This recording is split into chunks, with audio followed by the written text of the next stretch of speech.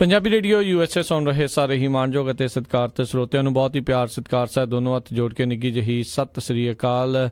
ਸਭ ਨੂੰ ਜੀ ਨੂੰ ਆਖਦੇ ਹਾਂ। ਇਸ ਉੱਤੇ ਪ੍ਰੋਗਰਾਮ ਖਬਰ ਤੇ ਨਜ਼ਰ ਦੇ ਵਿੱਚ ਆਪ ਸਭ ਦਾ ਨਿੱਘਾ ਸਵਾਗਤ ਕਰਦੇ ਹਾਂ। ਮੇਰੇ ਨਾਲ ਪ੍ਰੋਗਰਾਮ ਖਬਰ ਤੇ ਨਜ਼ਰ ਦੇ ਵਿੱਚ ਇਸ ਟਾਈਮ ਜੁੜ ਚੁੱਕੇ ਨੇ ਮਿੰਟੂ ਗੁਰੂਸਰੀਆ ਜੀ ਮਲੋਟ ਸਟੂਡੀਓਜ਼ ਤੋਂ। ਮਿੰਟੂ ਜੀ ਨਿੱਘੀ ਜੀ ਨੂੰ ਪਿਆਰ ਭਰੀ ਸਤਿ ਸ੍ਰੀ ਅਕਾਲ ਜੀ। ਸ਼ੁਕਰੀਆ ਜੀ, ਸਾਰਿਆਂ ਨੂੰ ਸਤਿ ਸ਼੍ਰੀ ਅਕਾਲ ਜੀ।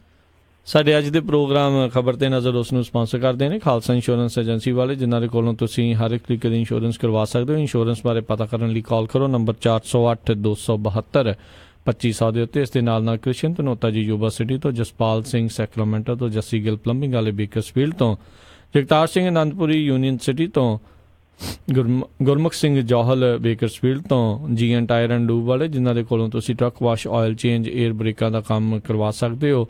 2 ਲੋਕੇਸ਼ਨਸ ਹਨ ਇਹਨਾਂ ਦੀਆਂ, ਸੈਂਟਾਨੈਲਾ ਵਿੱਚ ਅਤੇ ਮਟੇਰਾ 'ਚ। ਨਵੇਂ ਪੁਰਾਣੇ ਟਾਇਰ ਵੀ ਇਹਨਾਂ ਤੋਂ ਖਰੀਦ ਸਕਦੇ ਹੋ। ਹੋਰ ਜਾਣਕਾਰੀ ਲਈ ਕਾਲ ਨਿੰਮਾ ਸਹੋਤਾ 209 277 0113 209 277 0113 ਤੇ ਨਾਲ ਹੀ ਕੰਗ ਟਰਾਂਸਪੋਰਟੇਸ਼ਨ ਯੂਬਾ ਸਿਟੀ ਵਾਲੇ, ਜਿਨ੍ਹਾਂ ਨੂੰ ਇਸ time truck drivers, owner operators ਦੀ ਜ਼ਰੂਰਤ ਹੈ।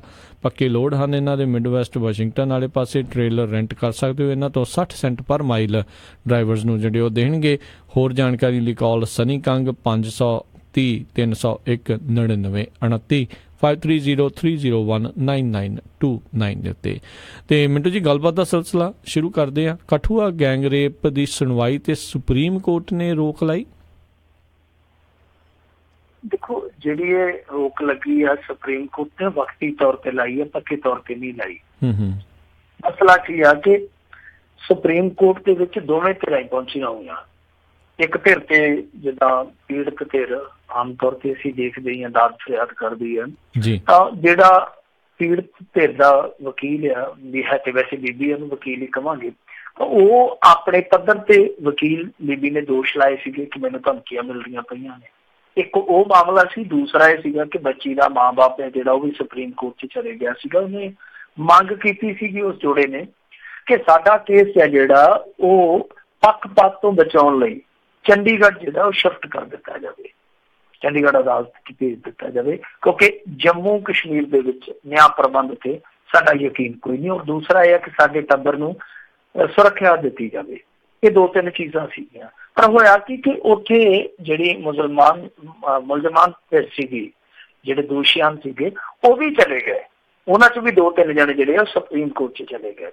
ਉਹਨਾਂ ਦੀ ਮੰਗ ਕੀ ਆ? ਉਹ ਕਹਿੰਦੇ ਆ ਜੀ ਕਿ ਸਾਡੀ ਜਿਹੜੀ ਇਨਵੈਸਟੀਗੇਸ਼ਨ ਆ, ਜੇ ਇਹ ਪੱਖਪਾਤ ਤੋਂ ਬਚਾਉਣੀ ਹੈ ਜਾਂ ਸਾਨੂੰ ਇੱਕ ਫੇਅਰ ਟ੍ਰਾਇਲ ਦੇਣਾ, ਤਾਂ ਫਿਰ ਸਾਡਾ ਜਿਹੜਾ ਮਾਮਲਾ ਉਹ CBI ਤੋਂ ਇਨਵੈਸਟੀਗੇਟ ਕਰਵਾਇਆ ਜਾਵੇ, CBI ਤੋਂ ਉਹਦੀ ਜਾਂਚ ਪੜਤਾਲ ਕਰਵਾਈ ਜਾਵੇ। ਯਾਨੀ ਦੋਨੇ ਧਿਰਾਂ ਦੀ ਉੱਥੇ ਸੁਣਵਾਈ ਚੱਲਦੀ ਹੈ ਸੁਪਰੀਮ ਕੋਰਟ 'ਚ। ਸੋ ਲਿਹਾਜ਼ਾ ਜਿਹੜਾ ਹੇਠਲਾ ਟ੍ਰਾਇਲ ਆ ਉਹ ਫਿਰ ਆਪਣੇ ਆਪ ਹੀ ਇੱਕ ਵਾਰੀ ਖੜ ਜਾਣਾ। ਉਹਦਾ ਕਾਰਨ ਇਹੋ ਹੀ ਆ ਕਿਉਂਕਿ ਸੁਪਰੀਮ ਕੋਰਟ ਨੇ ਹਾਲੇ ਫੈਸਲਾ ਬਣਾਉਣਾ। ਸੋ ਇਸ ਕਰਕੇ ਉਹਨਾਂ ਨੇ 7 ਮਈ ਤੱਕ ਇਹਦੇ ਤੇ ਰੋਕ ਲਾ ਦਿੱਤੀ ਆ। ਹੁਣ ਪਹਿਲਾਂ ਜਿਹੜੀਆਂ ਉਹ ਦੋਨੇ ਪਟੀਸ਼ਨਾਂ, ਇੱਕ CBI ਦੀ ਇਨਕੁਆਇਰੀ ਵਾਲੀ ਔਰ ਦੂਸਰੀ ਜਿਹੜੀ ਪੀੜਤ ਧਿਰ ਨੇ ਲਾਈ ਆ, ਇਹਨਾਂ ਦੋਨਾਂ ਪਟੀਸ਼ਨਾਂ ਦਾ ਨਿਪਟਾਰਾ ਹੋਊਗਾ। ਫਿਰ ਕਠੂਆ ਗੈਂਗ ਰੇਪ ਦੀ ਜਿਹੜੀ ਸੁਣਵਾਈ ਉਹ ਸ਼ੁਰੂ ਹੋਏਗੀ। ਪਰ ਇਹਦੇ ਨਾਲ ਇੱਕ ਚੀਜ਼ ਮੈਂ ਤੁਹਾਨੂੰ ਹੋਰ ਦੱਸਣੀ ਚਾਹੂੰਗਾ। ਕੋਟ ਖਾਈ ਗੈਂਗ ਰੇਪ ਬੜਾ ਮਸ਼ਹੂਰ ਹੋਇਆ ਸੀਗਾ। ਮਸ਼ਹੂਰ ਕੀ ਹੋ ਸਕਦਾ, ਬਦਨਾਮ ਹੀ ਹੋਇਆ ਕਵਾਂਗੇ। ਤਾਂ ਉਹ ਸ਼ਿਮਲੇ ਦੇ ਵਿੱਚ ਜਿਹੜਾ ਹੋਇਆ ਸੀਗਾ, ਉਹ ਵੀ ਇੱਕ ਬੱਚੀ ਦੇ ਨਾਲ ਦਰਿੰਦਗੀ ਦਾ ਮਾਮਲਾ ਸੀਗਾ। ਜਦੋਂ ਸਕੂਲੋਂ ਪੜ੍ਹ ਕੇ ਆਉਂਦੀ ਪਈ ਸੀ, ਦਰਿੰਦਗੀ ਦਾ ਸ਼ਿਕਾਰ ਹੋ ਗਈ। ਮੁੱਢਲੇ ਤੌਰ ਤੇ 5 ਮਜ਼ਦੂਰ ਫੜੇ ਗਏ ਸਨ। ਇੱਕ ਦੀ ਥਾਣੇ ਦੇ ਵਿੱਚ ਹੀ ਹੱਤਿਆ ਕਰ ਦਿੱਤੀ ਗਈ ਸੀ। ਪੁਲਿਸ ਨੇ ਪਹਿਲਾਂ ਕਹਾਣੀ ਬਣਾਈ ਸੀਗੀ ਕਿ ਇਹ ਆਪੋ ਵਿੱਚ ਦੀ ਲੜੇ ਤੇ ਦਲਾਂ 'ਚ ਲੱਤ ਮਾਰੀ, ਇੱਕ ਨੇ ਦੂਜੇ ਦੇ ਉਹ ਥਾਂ ਤੇ ਫੌਤ ਹੋ ਗਿਆ। ਪਰ ਕਹਾਣੀ ਬਾਅਦ 'ਚ ਇਹ ਨਿਕਲੀ ਕਿ ਪੁਲਿਸ ਨੇ ਕੁੱਟ-ਕੁੱਟ ਕੇ ਬੰਦਾ ਮਾਰਿਆ ਸੀਗਾ। ਫਿਰ ਪੁਲਿਸ ਵਾਲੇ ਵੀ ਫੜੇ ਗਏ ਉਸ ਕੇਸ ਦੇ ਵਿੱਚ। ਉਹ ਜਿਹੜੇ 5 ਬੰਦੇ ਫੜੇ ਸੀਗੇ, ਉਹਨਾਂ 'ਚ ਇੱਕ ਤੇ ਮਰ ਗਿਆ, 4 ਨੂੰ ਜ਼ਮਾਨਤਾਂ ਦੇ ਦਿੱਤੀਆਂ ਗਈਆਂ। ਪਰ ਹਕੀਕਤ ਇਹ ਨਿਕਲੀ ਹੈ ਕਿ ਉਹਦੇ 'ਚ ਗੈਂਗ ਰੇਪ ਨਹੀਂ ਸੀ ਹੋਇਆ। ਇੱਕੋ ਇੱਕ ਬੰਦੇ ਨੇ, ਯਾਨੀ ਇੱਕੋ ਇੱਕ ਮੁਲਜ਼ਮ ਨੇ, ਇੱਕੋ ਇੱਕ ਦਰਿੰਦੇ ਨੇ ਉਹ ਦਰਿੰਦਗੀ ਵਰਤਾਈ ਸੀਗੀ। ਔਰ ਸਿਰਫ ਤੇ ਸਿਰਫ ਇਸ ਗੱਲੋਂ ਕਿਉਂਕਿ ਉਹਨੇ ਪਾਨ ਖਾ ਕੇ ਜਾਂ ਤੰਬਾਕੂ ਲਾ ਕੇ ਥੁੱਕ ਸੁੱਟੀ ਸੀ, ਥੁੱਕ ਕਿਤੇ ਉਸ ਕੁੜੀ 'ਚ ਡਿੱਗ ਪਈ ਤੁਰੀ ਜਾਂਦੀ ਦੇ, ਤੇ ਉਹਨੇ ਝਿੜਕਿਆ ਤੇ ਉਹ ਬੰਦਾ ਉੱਥੇ ਖਾਰ ਖਾ ਕੇ ਦੇ ਮਗਰ ਲੱਗ ਪਿਆ ਤੇ ਜੰਗਲ 'ਚ ਜਾ ਕੇ ਖਿੱਚ ਕੇ ਉਹਦੇ ਨਾਲ ਦਰਿੰਦਗੀ ਕੀਤੀ ਸੀ। ਸੋ ਜਿਹਨੂੰ ਗੁੱਡੀਆ ਗੈਂਗ ਰੇਪ ਕਿਹਾ ਜਾਂਦਾ ਹੈ। ਸੋ ਉਹਦੇ ਵਿੱਚ ਇਹ ਕਹਾਣੀ ਨਿਕਲੀ ਆ ਕਿ ਜਿਹੜੇ ਨਿਰਦੋਸ਼ ਲੋਕ ਸੀ ਉਹ ਕੁੱਟੇ ਗਏ, ਉਹਨਾਂ ਦੇ ਵਿੱਚ ਇੱਕ ਮਰ ਵੀ ਗਿਆ, ਪੁਲਿਸ ਵਾਲੇ ਫੜੇ ਗਏ। ਪਰ ਕਹਾਣੀ ਆਖਰ ਇਹ ਨਿਕਲੀ ਕਿ ਇੱਕੋ ਇੱਕ ਵੈਸ਼ੀ ਬੰਦੇ ਨੇ ਉਹ ਕਰਾ ਕੀਤਾ ਸੀ। ਜੀ ਜੀ। ਅਗਲੀ ਆਪਾਂ ਮਿੰਟੂ ਜੀ ਗੱਲਬਾਤ ਦੇ ਉੱਤੇ ਜੇ ਨਜ਼ਰ ਮਾਰੀਏ ਖਬਰ ਤੇ ਵੀ ਕਰਨਾਟਕ ਕਹਿੰਦੇ ਚੋਣਾਂ ਦੇ ਵਿੱਚ ਜਿਹੜੇ ਰੈਡੀ ਭਰਾ ਆ ਉਹ ਭਾਜਪਾ ਨੂੰ ਉਹਨਾਂ ਨੇ ਫਿਰ ਬੈਕਫੁੱਟ ਤੇ ਲੈ ਆਂਦਾ। ਰੈਡੀ ਕਾਹਦੇ ਰਾਹੂ ਕੇਤੂ ਆ। ਜਦੋਂ ਇਹਨਾਂ ਦੀ ਸਰਕਾਰ ਹੁੰਦੀ ਸੀ ਨਾ ਉੱਥੇ ਕਰਨਾਟਕ ਦੇ ਵਿੱਚ ਭਾਰਤੀ ਜਨਤਾ ਪਾਰਟੀ ਦੀ ਜੀ ਯੈਦੀਯੂਰੱਪਾ ਹੁੰਦਾ ਸੀ ਚੀਫ ਮਿਨਿਸਟਰ, ਉਦੋਂ ਇਹਨਾਂ ਨੇ ਰੱਜ ਕੇ ਖੇਪ ਪਵਾਈ ਇਹਨਾਂ ਦੇ ਸਿਰ ਤੇ। ਯੈਦੀਯੂਰੱਪਾ ਤੋਂ ਵੀ ਬੜੇ ਦੋਸ਼ ਲੱਗੇ ਆ ਕਿਉਂਕਿ ਇਹ ਰੈਡੀ ਭਰਾ ਉਵੇਂ ਹੀ ਬਦਨਾਮ ਆ ਜਿੱਦਾਂ ਰੇਤਾ ਦੇ ਖੱਡਾਂ ਦੇ ਮਾਮਲੇ 'ਚ ਰਾਣਾ ਗੁਰਜੀਤ ਹੋ ਗਿਆ ਸੀ ਇੱਕ ਵਾਰ, ਤਾਂ ਉਹਨਾਂ ਤੇ ਵੀ ਦੋਸ਼ ਇਸੇ ਤਰ੍ਹਾਂ ਦੇ ਲੱਗਦੇ ਆ ਕਿ ਉਹ ਬਹੁਤ ਵੱਡੇ ਪੱਧਰ ਤੇ ਕਾਰੋਬਾਰ ਕਰਦੇ ਆ ਤੇ ਸਿਆਸਤ ਦੇ ਜ਼ੋਰ ਤੇ ਕਾਰੋਬਾਰ ਕਰਦੇ ਆ, ਔਰ ਖਾਸ ਤੌਰ ਤੇ ਪੁਸ਼ਤ ਪਨਾਈ ਇਹਨਾਂ ਦੀ ਜਿਹੜੀ ਉਹ ਭਾਰਤੀ ਜਨਤਾ ਪਾਰਟੀ ਕਰਦੀ ਹੈ। ਹੋਇਆ ਕੀ ਆ ਕਿ ਇਹਨਾਂ ਨੇ ਰੈਡੀ ਭਰਾਵਾਂ ਦੇ ਪਰਿਵਾਰ ਦੇ 7 ਜੀਆਂ ਨੂੰ ਟਿਕਟ ਦੇ ਦਿੱਤੀ। 7 ਜੀਆਂ ਨੂੰ ਤੁਸੀਂ ਆਪ ਅੰਦਾਜ਼ਾ ਲਾ ਲਓ ਕਿ ਮੈਨੂੰ ਲੱਗਦਾ ਕਿ ਟੱਬਰ ਸੀਰ 'ਚ ਕੋਈ ਰਹਿ ਹੀ ਨਹੀਂ ਗਿਆ ਹੋਣਾ, ਸਾਰੇ ਦੇ ਸਾਰੇ ਜਿਹੜੇ ਬੁੱਕ ਕਰਤੇ। ਪਰ ਵਾਪਰਿਆ ਕੀ ਆ ਕਿ ਐਨ ਮੌਕੇ ਤੇ ਰਾਹੁਲ ਗਾਂਧੀ ਕਿਉਂਕਿ ਥੋੜਾ ਜਿਹਾ ਅੱਜ ਕੱਲ੍ਹ ਮੈਚਿਓਰ ਹੋ ਗਿਆ, ਉਹਨੇ ਦਾ ਕਿ ਦੇਖੋ ਅਸੀਂ ਤੇ ਇਹਨਾਂ ਨੂੰ ਚੁੱਕ ਕੇ ਜੇਲ੍ਹ 'ਚ ਸੁੱਟਿਆ ਸੀਗਾ, ਇਹਨਾਂ ਨੂੰ ਚੱਕ ਕੇ ਅਸੀਂ ਤੇ ਬਾਹਰ ਮਾਰਿਆ ਸੀਗਾ, ਇਹ ਬੰਦੇ ਹੁਣ ਉਹਨਾਂ ਲੋਕਾਂ ਨੂੰ ਫਿਰ ਤੁਹਾਡੇ ਸਿਰ ਤੇ ਬਿਠਾਉਣ ਜਾ ਰਹੇ ਆ ਜਿਨ੍ਹਾਂ ਨੂੰ ਰੈਡੀ ਬੰਦੂ ਕਹਿੰਦੇ ਆ। ਤਾਂ ਜਦੋਂ ਇਹ ਮਾਮਲਾ ਭਖਿਆ ਕਿਉਂਕਿ ਹੁਣ ਨਰਿੰਦਰ ਮੋਦੀ ਨੇ ਚੀਨ ਦੀ ਯਾਤਰਾ ਤੋਂ ਪਰਤ ਕੇ ਇੱਥੇ ਧੜਾ ਰੈਲੀਆਂ ਕਰਨੀਆਂ ਨੇ, 15 ਦੇ ਕਰੀਬ ਯਕਦਮ ਰੈਲੀਆਂ ਕਰਨੀਆਂ। ਖਬਰ ਇਹ ਆਉਣ ਡਈ ਆ ਕਿ ਨਰਿੰਦਰ ਮੋਦੀ ਨੇ ਅਚਾਨਕ ਮੈਸੇਜ ਕਰ ਦਿੱਤਾ ਕਿ ਇਹਨਾਂ ਨੂੰ ਦੂਰ ਰੱਖੋ, ਮੇਰੀਆਂ ਰੈਲੀਆਂ ਤੋਂ ਦੂਰ ਰੱਖੋ। ਤਾਂ ਮੈਂ ਇਹਨਾਂ ਦੇ ਨਾਲ ਮੰਚ ਸ਼ੇਅਰ ਨਹੀਂ ਕਰੂੰਗਾ, ਯਾਨੀ ਸਟੇਜ ਸਾਂਝੀ ਨਹੀਂ ਕਰੂੰਗਾ। ਤੇ ਅਮਿਤ ਸ਼ਾਹ ਨੇ ਵੀ ਇਹੀ ਗੱਲ ਕਹਿ ਦਿੱਤੀ ਆ ਕਿ ਭਾਈ ਤੁਸੀਂ ਇਹਨਾਂ ਨੂੰ ਰੱਬ ਦਾ ਵਾਸਤਾ ਦੂਰ ਰੱਖੋ, ਬਦਨਾਮੀ ਬੜੀ ਕਰਾਉਂਦੇ ਪਏ ਆ। ਤਾਂ ਹੁਣ ਇੱਕ ਪਾਸੇ ਤੇ ਇਹਨਾਂ ਨੇ ਉਹਨਾਂ ਦੇ 7 ਜੀਆਂ ਨੂੰ ਟਿਕਟਾਂ ਦੇ ਨਾਲ ਨਵਾਜ ਦਿੱਤਾ, ਦੂਜੇ ਪਾਸੇ ਕਹਿੰਦੇ ਆਦਮਬੋ ਪਾਸੇ ਰਹੋ, ਸਾਨੂੰ ਇਹਨਾਂ ਤੋਂ ਦੂਰ ਹੀ ਰੱਖੋ, ਬਦਨਾਮੀ ਬੜੀ ਕਰਾਉਂਦੇ ਆ। ਇਹ ਦੋਹਰੀ ਰਾਜਨੀਤੀ ਚੱਲਦੀ ਪਈ ਆ। ਪਰ ਕੱਲੀ ਭਾਰਤੀ ਜਨਤਾ ਪਾਰਟੀ ਦੀ ਉੱਥੇ ਦੋਹਰੀ ਰਾਜਨੀਤੀ ਸਾਹਮਣੇ ਨਹੀਂ ਆਉਣ ਡਈ। ਕਾਂਗਰਸ ਦਾ ਵੀ ਹਾਲ ਅੱਜ ਇਹੋ ਜਿਹਾ ਹੀ ਹੋ ਗਿਆ ਕਿਉਂਕਿ ਉਹਨਾਂ ਦੀ ਇੱਕ ਆਪਣੀ ਜਿਹੜੀ ਕਾਂਗਰਸ ਪਾਰਟੀ ਦੀ ਬੀਬੀ ਸੀ ਲੀਡਰ, ਉਹਨੇ ਜਨਤਾ ਦਲ ਸੈਕੂਲਰ ਦੇ ਇੱਕ ਉਮੀਦਵਾਰ ਨੂੰ ਸਮਰਥਨ ਦੇ ਦਿੱਤਾ। ਸਮਰਥਨ ਉਹਨੇ ਇਸ ਕਰਕੇ ਦਿੱਤਾ, ਉਹ ਕਹਿੰਦੀ ਕਿ ਜਿਹੜੇ ਬੰਦੇ ਤੇ ਮੈਂ ਦੋਸ਼ ਲਾਉਣੀ ਹੈ ਕਿ ਇਸ ਬੰਦੇ ਨੇ 5 ਸਾਲ ਮੇਰਾ ਸ਼ੋਸ਼ਣ ਕੀਤਾ, ਮੇਰੇ ਨਾਲ ਬਲਾਤਕਾਰ ਕੀਤਾ, ਉਸੇ ਬੰਦੇ ਨੂੰ ਤੁਸੀਂ ਟਿਕਟ ਦੇ ਦਿੱਤੀ ਹੈ। ਸੋ ਕਾਂਗਰਸ ਦੇ ਵੀ ਉੱਥੇ ਇਹੋ ਜਿਹੇ ਦੋਸ਼ ਲੱਗਦੇ ਪਏ ਆ। ਕੁੱਲ ਮਿਲਾ ਕੇ ਉੱਥੇ ਅਖਾੜਾ ਬਹੁਤ ਫਸਿਆ ਹੋਇਆ ਇਸ ਸਮੇਂ। ਜਿੰਨੇ ਵੀ ਸਰਵੇ ਆਉਂਦੇ ਪਏ ਆ, ਸਾਰੇ ਸਰਵੇ ਆ ਜਿਹੜੇ ਉਹ ਇੱਕੋ ਹੀ ਰਾਏ ਦੇ ਰਹੇ ਆ ਕਿ ਸਰਕਾਰ ਉੱਥੇ ਸਪਸ਼ਟ ਤੌਰ ਤੇ ਕਿਸੇ ਦੀ ਨਹੀਂ ਬਣਨੀ, ਇਹਨਾਂ ਸਾਰਿਆਂ ਦੀ ਕੁੰਡੀ ਫਸ ਜਾਣੀ ਆ। ਤੇ ਜਿਹੜੀ ਜਨਤਾ ਦਲ ਸੈਕੂਲਰ ਪਾਰਟੀ ਹੈ ਜਿਹਨੂੰ JDS ਕਹਿ ਦਿੰਦੇ ਆ, ਤਾਂ JDS ਦੇ ਹੱਥ ਜਿਹੜੀ ਉਹ ਚਾਬੀ ਰਹੂਗੀ ਸੱਤਾ ਦੀ। ਸੋ ਉਹ ਕਿਹਨੂੰ ਬਣਾਉਂਦੀ ਆ, ਕਿੰਗ ਮੇਕਰ ਉਹੀ ਹੋਊਗੀ, ਸਮਾਂ ਦੱਸੂਗਾ। ਪਰ ਜੋ ਉੱਥੇ ਚੱਲਦਾ ਪਿਆ ਇਸ ਸਮੇਂ ਸਾਮ ਦਾਮ ਦੰਡ ਭੇਦ ਸਭ ਕੁਛ ਉੱਥੇ ਵਰਤਿਆ ਜਾ ਰਿਹਾ। ਇੱਥੋਂ ਤੱਕ ਕਿ ਦੋਗਲੀ ਰਾਜਨੀਤੀ ਹੈ ਜਿਹੜੀ ਉਹ ਵੀ ਦੱਬ ਕੇ ਰੱਜ ਕੇ ਖੇਡੀ ਜਾ ਰਹੀ ਹੈ। ਜੀ ਜੀ। ਅਗਲੀ ਆਪਾਂ ਗੱਲ ਕਰੀਏ, ਕੈਪਟਨ ਦੇ ਮੰਤਰੀ ਬਣਦਿਆਂ ਹੀ ਵਿਵਾਦ ਕਹਿੰਦੇ ਸ਼ੁਰੂ ਹੋਏ। ਦੇਖੋ ਕੈਪਟਨ ਦੇ ਜਿਹੜੇ ਮੰਤਰੀ ਬਣੇ ਆ ਉਹਨਾਂ ਦੇ ਵਿੱਚੋਂ ਸਭ ਤੋਂ ਵੱਡਾ ਵਿਵਾਦ ਜਿਹੜਾ ਇਸ ਸਮੇਂ ਸਾਹਮਣੇ ਆਉਂਦਾ ਪਿਆ ਉਹ ਆਉਂਦਾ ਪਿਆ OP ਸੋਨੀ ਦਾ ਜੀ, ਜਿਹੜਾ ਅੰਮ੍ਰਿਤਸਰ ਦਾ। ਓਮ ਪ੍ਰਕਾਸ਼ ਸੋਨੀ ਨੂੰ ਇਹਨਾਂ ਨੇ ਸਿੱਖਿਆ ਮੰਤਰੀ ਬਣਾਇਆ। ਪਹਿਲਾਂ ਤੇ ਸਿੱਖਿਆ ਮੰਤਰੀ ਉਹ ਇਸ ਗੱਲੋਂ ਫਸ ਗਿਆ, ਕਹਿੰਦੇ ਕਿ ਉਹਦੀ ਆਪਦੀ ਸਿੱਖਿਆ ਬੜੀ ਥੋੜੀ ਆ। ਦੂਜੇ ਪਾਸੇ ਅੱਜ ਹੋਇਆ ਕੀ ਆ ਕਿ ਅੰਮ੍ਰਿਤਸਰ ਦੇ ਵਿੱਚ ਉਹ ਪਹੁੰਚਿਆ ਤੇ ਉਹਦੇ ਚਾਹੁਣ ਵਾਲੇ ਆ ਜਿਹੜੇ ਉਹ ਉੱਥੇ ਨੋਟਾਂ ਦੇ ਹਾਰ ਲੈ ਕੇ ਚਲੇ ਗਏ। ਔਰ ਨੋਟਾਂ ਦੇ ਹਾਰ ਕੋਈ ਛੋਟੇ ਮੋਟੇ ਨਹੀਂ, ਐਡੇ ਹਾਰ ਸੀਗੇ ਕਿ ਮਾੜਾ ਬੰਦਾ ਜਿਹੜਾ ਉਹਦੇ ਆਪਣਾ ਜਿਹੜਾ ਹੱਥ ਆ ਉਹ ਹੀ ਝੁਕਾ ਪਵੇ, ਏਡੇ ਭਾਰੇ ਸੀਗੇ। ਇਹਨੂੰ ਲੱਦਿਆ ਗਿਆ ਹਾਰਾਂ ਦੇ ਨਾਲ। ਉਹਨਾਂ ਨੋਟਾਂ ਦਾ ਰੌਲਾ ਪੈ ਗਿਆ। ਕਹਿੰਦੇ ਕਿ ਤੁਸੀਂ ਤੇ ਪੰਜਾਬ ਦੀ ਜਨਤਾ ਨੂੰ ਕਹਿੰਦੇ ਹੋ ਕਿ ਖਜ਼ਾਨਾ ਜਿਹੜਾ ਉਹਦਾ ਖਾਨਾ ਖਰਾਬ ਹੋਇਆ ਪਿਆ, ਉਹਦੇ ਖਾਲੀ ਖੜਕਦਾ ਪਿਆ ਰੋਡਵੇਜ਼ ਦੀ ਬੱਸ ਵਾਂਗੂ, ਤੇ ਆਹ ਤੁਸੀਂ ਨੋਟਾਂ ਦੇ ਨਾਲ ਆਪਣੇ ਬੰਦੇ ਲੱਦੀ ਜਾਂਦੇ ਹੋ, ਨੋਟ ਕਿੱਥੋਂ ਆ ਰਹੇ ਆ। ਦੂਜੇ ਪਾਸੇ ਵਾਪਰਿਆ ਇਹ ਕਿ ਇਹਦੇ ਖਿਲਾਫ ਅੱਜ ਆਮ ਆਦਮੀ ਪਾਰਟੀ ਨੇ ਵੀ ਮੋਰਚਾ ਖੋਲ ਦਿੱਤਾ। ਹਾਲਾਂਕਿ ਨੋਟਾਂ ਵਾਲੇ ਮਾਮਲੇ 'ਚ ਤੇ ਇਹ ਕਹਿੰਦਾ ਦੇਖੋ ਜੀ ਚਾਹੁਣ ਵਾਲੇ ਪਾ ਜਾਂਦੇ ਆ, ਆਪਾਂ ਕਿਹੜਾ ਕਿਸੇ ਨੂੰ ਕਿਹਾ ਕਿਹੜਾ ਵਿਭਾਗ ਦੇ ਪੈਸੇ, ਕਿਹੜੇ ਫੰਡ ਦੇ ਪੈਸੇ ਆ। ਦੂਜੀ ਗੱਲ ਇਹ ਕਹਿੰਦਾ ਮੈਂ ਘਰੇ ਨਹੀਂ ਰੱਖਦਾ ਏਦਾਂ ਦਾ ਪੈਸਾ, ਮੈਂ ਤੀਰਥਾਂ ਤੂਰਥਾਂ ਤੇ ਚੜ੍ਹ ਦਿਆ ਕਰਦਾ, ਪਰ ਜੇ ਕੋਈ ਬਚ ਬੁੱਚ ਜਾਵੇ ਤੇ ਮੈਂ ਗਰੀਬ ਗਰੂਬ ਨੂੰ ਦੇ ਦਿੰਦਾ। ਗਰੀਬ ਗੁਰਬੇ ਨੂੰ ਦਿੰਦੇ ਤੇ ਲੋਕ ਕਹਿੰਦੇ ਕਿ ਉਹ ਨਾਲ ਦੀ ਨਾਲ ਤੂੰ ਤੇ ਨੋਟ ਸੁੰਘ ਕੇ ਆਪਦੇ ਨਾਲ ਦੇ ਨੂੰ ਫੜਾਈ ਜਾਂਦਾ ਸੀ। ਉੱਥੇ ਤੇ ਕਿਸੇ ਨੂੰ ਤੂੰ ਗਰੀਬ ਨੂੰ ਆਖਿਆ ਨਹੀਂ ਕਿ ਇਹਨੂੰ ਦੇ ਦਿਓ, ਫਲਾਣੇ ਨੂੰ ਆ ਗਰੀਬ ਨੇ ਲੋੜਵੰਦ ਆ। ਸੋ ਇਹੋ ਜਿਹੀਆਂ ਇਹਨੇ ਸਫਾਈਆਂ ਦਿੱਤੀਆਂ, ਪਰ ਇਹ ਨੋਟਾਂ ਦੇ ਹਾਰ ਤੁਹਾਨੂੰ ਪਤਾ ਹੀ ਹੈ ਕਿੰਨੇ ਕੁ ਗਰੀਬਾਂ ਨੂੰ ਦਿੰਦੇ ਆ। ਬੀਬੀ ਮਾਇਆਵਤੀ ਨੇ ਵੀ ਤੇ ਇੱਕ ਵਾਰੀ ਆਪਣੇ ਜਨਮ ਦਿਨ ਤੇ ਕਰੋੜਾਂ ਦੇ ਹਾਰ ਪਵਾਏ ਸੀਗੇ ਤੇ ਬਾਅਦ ਦੇ ਵਿੱਚ ਸਫਾਈ ਜਦੋਂ ਦਿੱਤੀ ਸੀ ਉਹਨਾਂ ਦੇ ਵਿੱਚ ਇੱਕ ਨਾਂ ਉਸ ਬੰਦੇ ਦਾ ਵੀ ਆ ਗਿਆ ਸੀ ਜੋ ਲਖਨਊ ਅੱਡੇ ਦੇ ਬਾਹਰਲੇ ਪਾਸੇ ਬੂਟਾਂ ਨੂੰ ਤੋਪੇ ਲਾਇਆ ਕਰਦਾ ਸੀਗਾ। ਉਹਦੇ ਨਾਂ ਦੇ ਵਿੱਚ ਵੀ ਇਹਨਾਂ ਨੇ ਪਾ ਦਿੱਤਾ ਕਿ ਇੰਨੇ ਪੈਸੇ ਇਸ ਬੰਦੇ ਨੇ ਹਾਰ ਦੇ ਵਿੱਚ। ਇੱਥੇ ਸਿਸਟਮ ਹੀ ਹਾਰ ਜਾਂਦਾ ਇਹਨਾਂ ਹਾਰਾਂ ਦੇ ਅੱਗੇ। ਖੈਰ ਦੂਜਾ ਵਿਵਾਦ ਜਿਹੜਾ ਉਹ ਇਹ ਆ ਕਿ ਆਮ ਆਦਮੀ ਪਾਰਟੀ ਨੇ ਇਹਦੇ ਖਿਲਾਫ ਮੋਰਚਾ ਖੋਲਿਆ ਕਿ ਦੇਖੋ ਇਹਨੂੰ ਤੁਸੀਂ ਸਿੱਖਿਆ ਦੀ ਵਾਗਡੋਰ ਸੰਭਾਈ ਆ ਤੇ ਇਹ ਬੰਦਾ ਤੇ ਖੁਦ ਨਿੱਜੀ ਸਕੂਲਾਂ ਨੂੰ ਫਾਇਦਾ ਦੇਣ ਵਾਲੀ ਜਿਹੜੀ ਸੰਸਥਾ ਰਾਸਾ ਉਹਦਾ ਚੀਫ ਪੈਟਨਰ ਆ। ਸੋ ਜਿਹੜਾ ਬੰਦਾ ਚੀਫ ਪੈਟਨਰ ਆ ਤਾਂ ਉਹ ਨਿੱਜੀ ਸਿੱਖਿਆ ਸੰਸਥਾਨਾਂ ਨੂੰ ਫਾਇਦਾ ਦੇਊਗਾ ਕਿ ਸਰਕਾਰੀ ਸਿੱਖਿਆ ਸੰਸਥਾਨਾਂ ਦਾ ਧਿਆਨ ਰੱਖੂਗਾ? ਪਹਿਲਾਂ ਤਾਂ ਇਹ ਗੱਲ ਸਪਸ਼ਟ ਕਰੋ।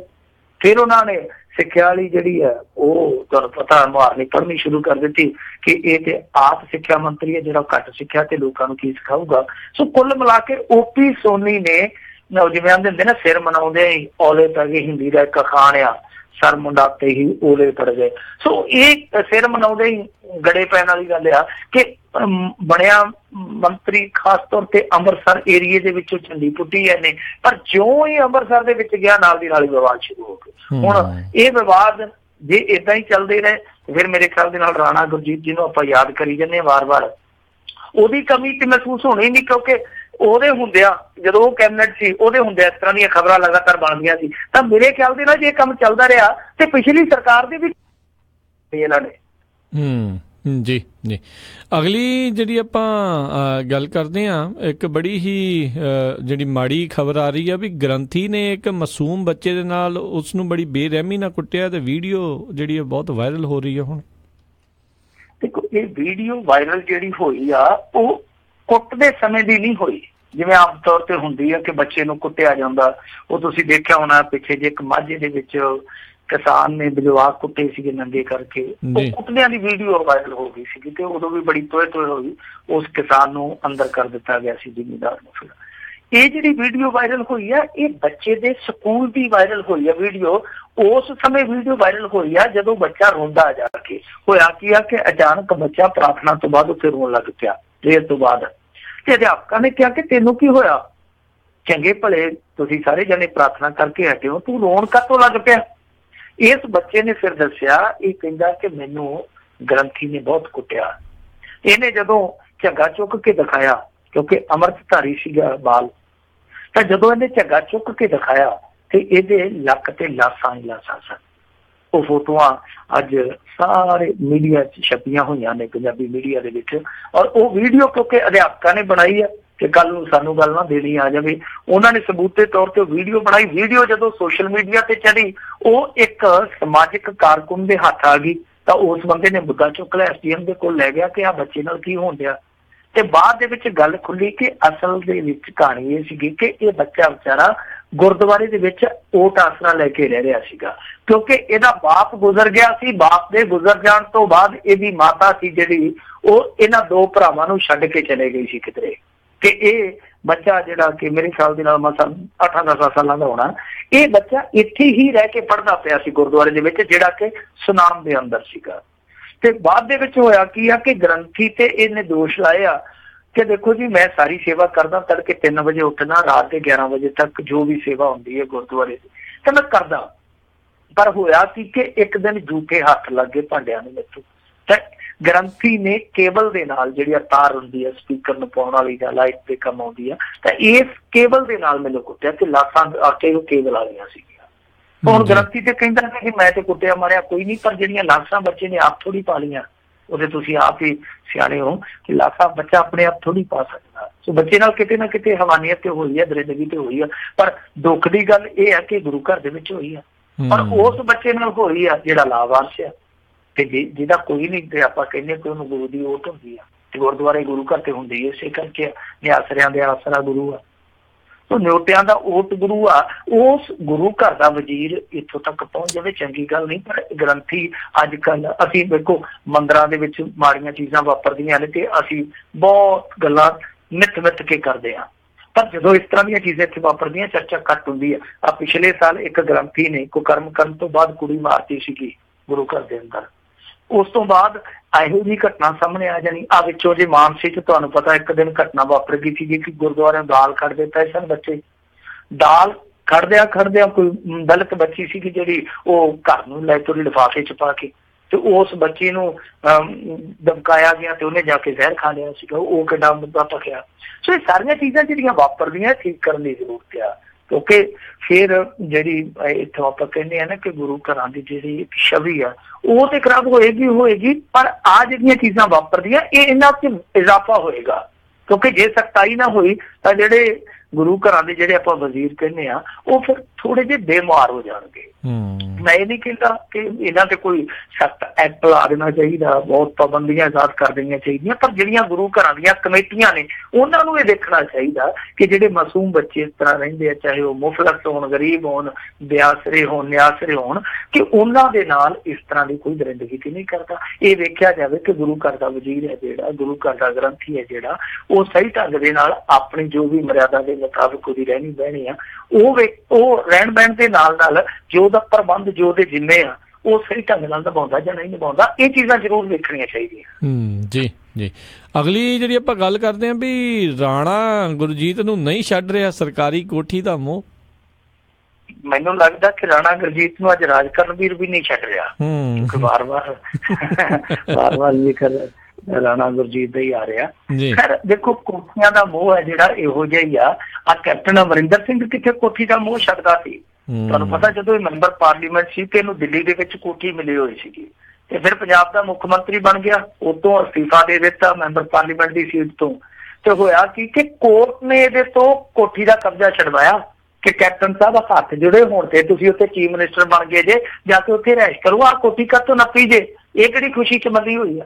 ਯਾਨੀ ਕੋਰਟ ਦੇ ਆਰਡਰ ਤੋਂ ਬਾਅਦ ਕੈਪਟਨ ਅਮਰਿੰਦਰ ਸਿੰਘ ਜੀ ਦੇ ਕੋਲ ਸ਼ਾਹੀ ਮਹਿਲ ਨੇ, ਸ਼ਾਹੀ ਮੰਦ ਨੇ, ਉਹਨੇ ਕੋਠੀ ਦਾ ਕਬਜ਼ਾ ਛੱਡਿਆ ਕਿ ਬੀਬੀ ਭੱਠਲ ਉਹ ਤੇ ਬਸ ਕੀ ਕਹੋਗੇ ਹੁਣ, ਭੱਠਲ ਸਾਹਿਬ ਦਾ ਜਿੱਥੇ ਨਾਂ ਹੀ ਆ ਜਾਂਦਾ ਬੀਬੀ ਦਾ ਉੱਥੇ ਹੋਰ ਕੁਛ ਕਹਿਣ ਦੀ ਜ਼ਰੂਰਤ ਹੀ ਨਹੀਂ। ਉਹ ਪਹਿਲਾਂ ਭਰਿਆ ਦਾ 80-85 ਲੱਖ ਜਨਤਾ ਨੇ ਕੋਠੀ ਦਾ। ਹੁਣ ਇੱਕ ਹੋਰ ਕੋਠੀ ਹੈ ਜਿਹੜੀ ਉਹਦੇ ਚ ਫੇਰ ਬੈਠੀ ਆ, ਕਹਿੰਦੀ ਆ ਕਿ ਮੈਂ ਸੁਰੱਖਿਆ ਦੇ ਕਾਰਨਾਂ ਕਰਕੇ ਕੋਠੀ ਨਹੀਂ ਛੱਡ ਸਕਦੀ, ਤੇ ਉੱਤੋਂ ਸ਼ਾਹਕੋਟ ਦੀ ਉਹ ਟਿਕਟ ਭਾਲਦੀ ਹੈ ਕਿ ਕਿਤੇ ਗੱਲ ਬਣ ਜਾਵੇ ਫਿਰ ਕੋਠੀ ਪੱਕੀ ਹੋ ਜਾਊਗੀ। ਸੋ ਇਹ ਸਾਰਾ ਕੁਝ ਜਿਹੜਾ ਚੱਲਦਾ ਪਿਆ ਉਹਦੇ ਵਿੱਚ ਹੁਣ ਰਾਣਾ ਗੁਰਜੀਤ ਉਹ ਵੀ ਕੁੱਦ ਪਿਆ। ਇਹਨੇ ਅਸਤੀਫਾ ਦਿੱਤਾ ਸੀਗਾ ਮੇਰੇ ਖਿਆਲ ਦੇ ਨਾਲ 4-5 ਮਹੀਨੇ ਪਹਿਲਾਂ, ਤੇ ਉਹ ਅਸਤੀਫਾ ਜਿਹੜਾ ਪ੍ਰਵਾਨ ਵੀ ਹੋ ਗਿਆ, ਉਸ ਤੋਂ ਬਾਅਦ ਕਿੰਨਾ ਵਕਫਾ ਵੀ ਪੈ ਗਿਆ। ਹਾਲੇ ਤੱਕ ਦੱਸਦੇ ਆ ਕਿ ਰਾਣਾ ਗੁਰਜੀਤ ਨੇ ਕੋਠੀ ਨਹੀਂ ਖਾਲੀ ਕੀਤੀ, ਨੋਟਿਸ ਇਹਨੂੰ ਘੱਲਿਆ ਗਿਆ, ਤੇ ਨੋਟਿਸ ਦਾ ਜਵਾਬ ਦੇਣ ਦੀ ਥਾਂ ਤੇ ਇਹਨੇ ਆਖਿਆ ਮੈਂ ਤੇ ਹਾਲੇ ਬਾਹਰ ਆ। ਪੱਤਰਕਾਰਾਂ ਨੇ ਵੀ ਇਹਨੂੰ ਟੈਲੀਫੋਨ ਲਾਇਆ, ਅੱਜ ਜਾਗਰਣ ਵਾਲਿਆਂ ਨੇ ਬਹੁਤ ਵੱਡੀ ਖਬਰ ਲਾਈ ਆ, ਤੇ ਜਾਗਰਣ ਵਾਲੇ ਕਹਿੰਦੇ ਕਿ ਅਸੀਂ ਇਹਨਾਂ ਦੇ ਨਾਲ ਸੰਪਰਕ ਕੀਤਾ ਜਦੋਂ, ਇਹ ਕਹਿੰਦਾ ਮੈਂ ਪੰਜਾਬ ਤੋਂ ਬਾਹਰ ਆ, ਹਾਲੇ ਮੈਂ ਕੁਛ ਵੀ ਇਸ ਮੁੱਦੇ ਤੇ ਨਹੀਂ ਕਹਿਣਾ। ਦੱਸੋ, ਪੰਜਾਬ ਤੋਂ ਬਾਹਰ ਆ ਤੂੰ, ਤੇ ਉੱਥੇ ਜ਼ਬਾਨ ਜਿਹੜੀ ਆ ਉਹ ਇਸ ਮੁੱਦੇ ਤੇ ਬੋਲਦੀ ਨਹੀਂ ਤੇਰੀ। ਸੋ ਇਹ ਆਪਣੇ ਆਪ ਦੇ ਵਿੱਚ ਕਿਤੇ ਨਾ ਕਿਤੇ ਇਸ ਚੀਜ਼ ਤੇ ਮੋਹਰ ਲੱਗਦੀ ਆ ਕਿ ਹਾਲੇ ਵੀ ਇਹ ਕੋਠੀ ਛੱਡਣ ਦੇ ਰੌਂ ਦੇ ਵਿੱਚ ਨਹੀਂ। ਕੋਠੀ ਛੱਡਣ ਦੇ ਮਾਮਲੇ 'ਚ ਤੇ ਉਦਾਂ ਵੀ ਰਾਣਾ ਗੁਰਜੀਤ ਬਾਹਲੇ ਕੱਬੇ ਸੁਭਾਅ ਦਾ, ਕਿਉਂਕਿ ਪਿੱਛੇ ਜੇ ਤੁਹਾਨੂੰ ਯਾਦ ਹੋਣਾ ਇੱਕ ਕੈਪਟਨ ਨੇ, ਸ਼ਾਇਦ ਉਹ ਰਿਟਾਇਰ ਆਰਮੀ 'ਚੋਂ ਕੈਪਟਨ ਸੀਗਾ, ਉਹਨੇ ਅਦਾਲਤ ਦੇ ਹੁਕਮਾਂ ਤੋਂ ਉਹ ਕੋਠੀ ਛਡਾਈ ਜਿਹੜੀ ਇਹਦੇ ਕੋਲ ਕਿਰਾਏ ਤੇ ਸੀਗੀ। ਸੋ ਇਹ ਕੋਠੀਆਂ ਕਾਠੀਆਂ ਜਿਹੜੀਆਂ ਇਹ ਘੱਟ ਹੀ ਛੱਡਦੇ ਆ, ਹੁਣ ਇਹ ਕਦੋਂ ਛੱਡਣਗੇ ਉਹ ਸਮਾਂ ਦੱਸੂਗਾ। ਜੀ ਅਗਲੀ ਜਿਹੜੀ ਆਪਾਂ ਗੱਲ ਕਰਦੇ ਹਾਂ, ਗੁਲਾਬਗੜ੍ਹ ਪੁਲਿਸ ਮੁਕਾਬਲਾ, ਪੁਲਿਸ ਨੂੰ ਮਿਲੀ ਕਲੀਨ ਚਿੱਟ। ਦੇਖੋ, ਇਹ ਗੁਲਾਬਗੜ੍ਹ ਪੁਲਿਸ ਮੁਕਾਬਲਾ ਉਹ ਸੀ ਜਿਹੜਾ ਬਠਿੰਡੇ ਦੇ ਲਾਗੇ 2-3 ਮੁੰਡੇ ਮਾਰੇ ਗਏ ਸੀ, ਇੱਕ ਜਿਉਂਦਾ ਫੜ ਲਿਆ ਸੀਗਾ ਜੀ। ਇਹਦੇ ਵਿੱਚ ਇਹਨਾਂ ਨੇ ਇਨਵੈਸਟੀਗੇਸ਼ਨ ਜਿਹੜੀ ਆ ਉਹ SDM ਨੂੰ ਸੌਂਪੀ ਸੀਗੀ, ਸਬ ਡਿਵੀਜ਼ਨਲ ਮੈਜਿਸਟਰੇਟ ਜਿਹੜਾ ਹੁੰਦਾ, ਤਾਂ ਉਹਨੇ ਹੁਣ ਜਿਹੜੀ ਰਿਪੋਰਟ ਸੌਂਪੀ ਆ ਉਹਦੇ ਵਿੱਚ ਪੁਲਿਸ ਨੂੰ ਕਲੀਨ ਚਿੱਟ ਦੇ ਦਿੱਤੀ ਆ ਕਿ ਪੁਲਿਸ ਦਾ ਇਹਦੇ ਵਿੱਚ ਕੋਈ ਗੁਨਾਹ ਨਹੀਂ ਸੀ। ਅਸਲ ਦੇ ਵਿੱਚ ਗੈਂਗਸਟਰ ਫੋਰਚੂਨਰ ਗੱਡੀ ਤੇ ਸੀਗੀ, ਗੱਡੀ ਨੂੰ ਰੋਕਿਆ ਗਿਆ, ਅੱਗੋਂ ਇਹਨਾਂ ਨੇ ਫਾਇਰਿੰਗ ਕਰ ਦਿੱਤੀ, ਤੇ ਫਿਰ ਘਟਨਾ ਵਾਲੀ ਥਾਂ ਤੋਂ ਇਹ ਗੈਂਗਸਟਰ ਭੱਜ ਕੇ ਸਕੂਲ ਵੱਲ ਨੂੰ ਚਲੇ ਗਏ, ਜਿੱਥੋਂ ਪੁਲਿਸ ਨੂੰ ਖਦਸ਼ਾ ਹੋਇਆ ਕਿ ਗੈਂਗਸਟਰ ਕਿਧਰੇ ਸਕੂਲ ਦੇ ਵਿਦਿਆਰਥੀਆਂ ਦਾ ਨੁਕਸਾਨ ਨਾ ਕਰ ਦੇਣ। ਪੁਲਿਸ ਨੇ ਫਿਰ ਬਚਾਅ ਹਿੱਤ ਫਾਇਰਿੰਗ ਕੀਤੀ ਤੇ ਗੈਂਗਸਟਰਾਂ ਨੇ ਗੋਲੀਆਂ ਅੱਗੋਂ ਭਰਾ ਦਿੱਤੀਆਂ, ਤੇ ਫਿਰ ਇਹਨਾਂ ਨੂੰ ਗੋਲੀਆਂ ਵੱਜੀਆਂ, ਫਿਰ ਹਸਪਤਾਲ ਵੀ ਖੜਿਆ ਗਿਆ, ਜਿਹਦੇ ਕਰਕੇ ਇਹਨਾਂ ਦੀ ਮੌਤ ਹੋ ਗਈ। ਸੋ ਲਿਹਾਜ਼ਾ ਪੁਲਿਸ ਦਾ ਤੇ ਕੋਈ ਕਸੂਰ ਨਜ਼ਰ ਨਹੀਂ ਆਉਂਦਾ। SDM ਸਾਹਿਬ ਨੇ ਜਾਨੀ ਕਲੀਨ ਚਿੱਟ ਦੇ ਦਿੱਤੀ ਆ ਪੰਜਾਬ ਪੁਲਿਸ ਨੂੰ। ਪਰ ਜਿਹੜੇ ਉਹਨਾਂ ਦੇ ਘਰ ਵਾਲੇ ਆ, ਜਿਹੜੇ 2 ਗੈਂਗਸਟਰ ਮਰੇ ਆ, ਗੈਂਗਸਟਰ ਵੀ ਕਿਹੜੇ ਆ, ਸਾਡੇ ਇੱਥੋਂ ਲਾਗੇ ਦੇ ਸੀਗੇ ਮੁੰਡੇ, ਪਹਿਲਾਂ ਛੋਟੇ ਮੋਟੇ ਚੋਰ ਹੁੰਦੇ ਸੀ, ਪਤਾ ਨਹੀਂ ਕਦੋਂ ਗੈਂਗਸਟਰ ਬਣ ਗਏ, ਸਮਝ ਤੋਂ ਬਾਹਰ ਆ, ਪਰ ਕ੍ਰਿਮੀਨਲ ਰਿਕਾਰਡ ਜ਼ਰੂਰ ਸੀਗਾ।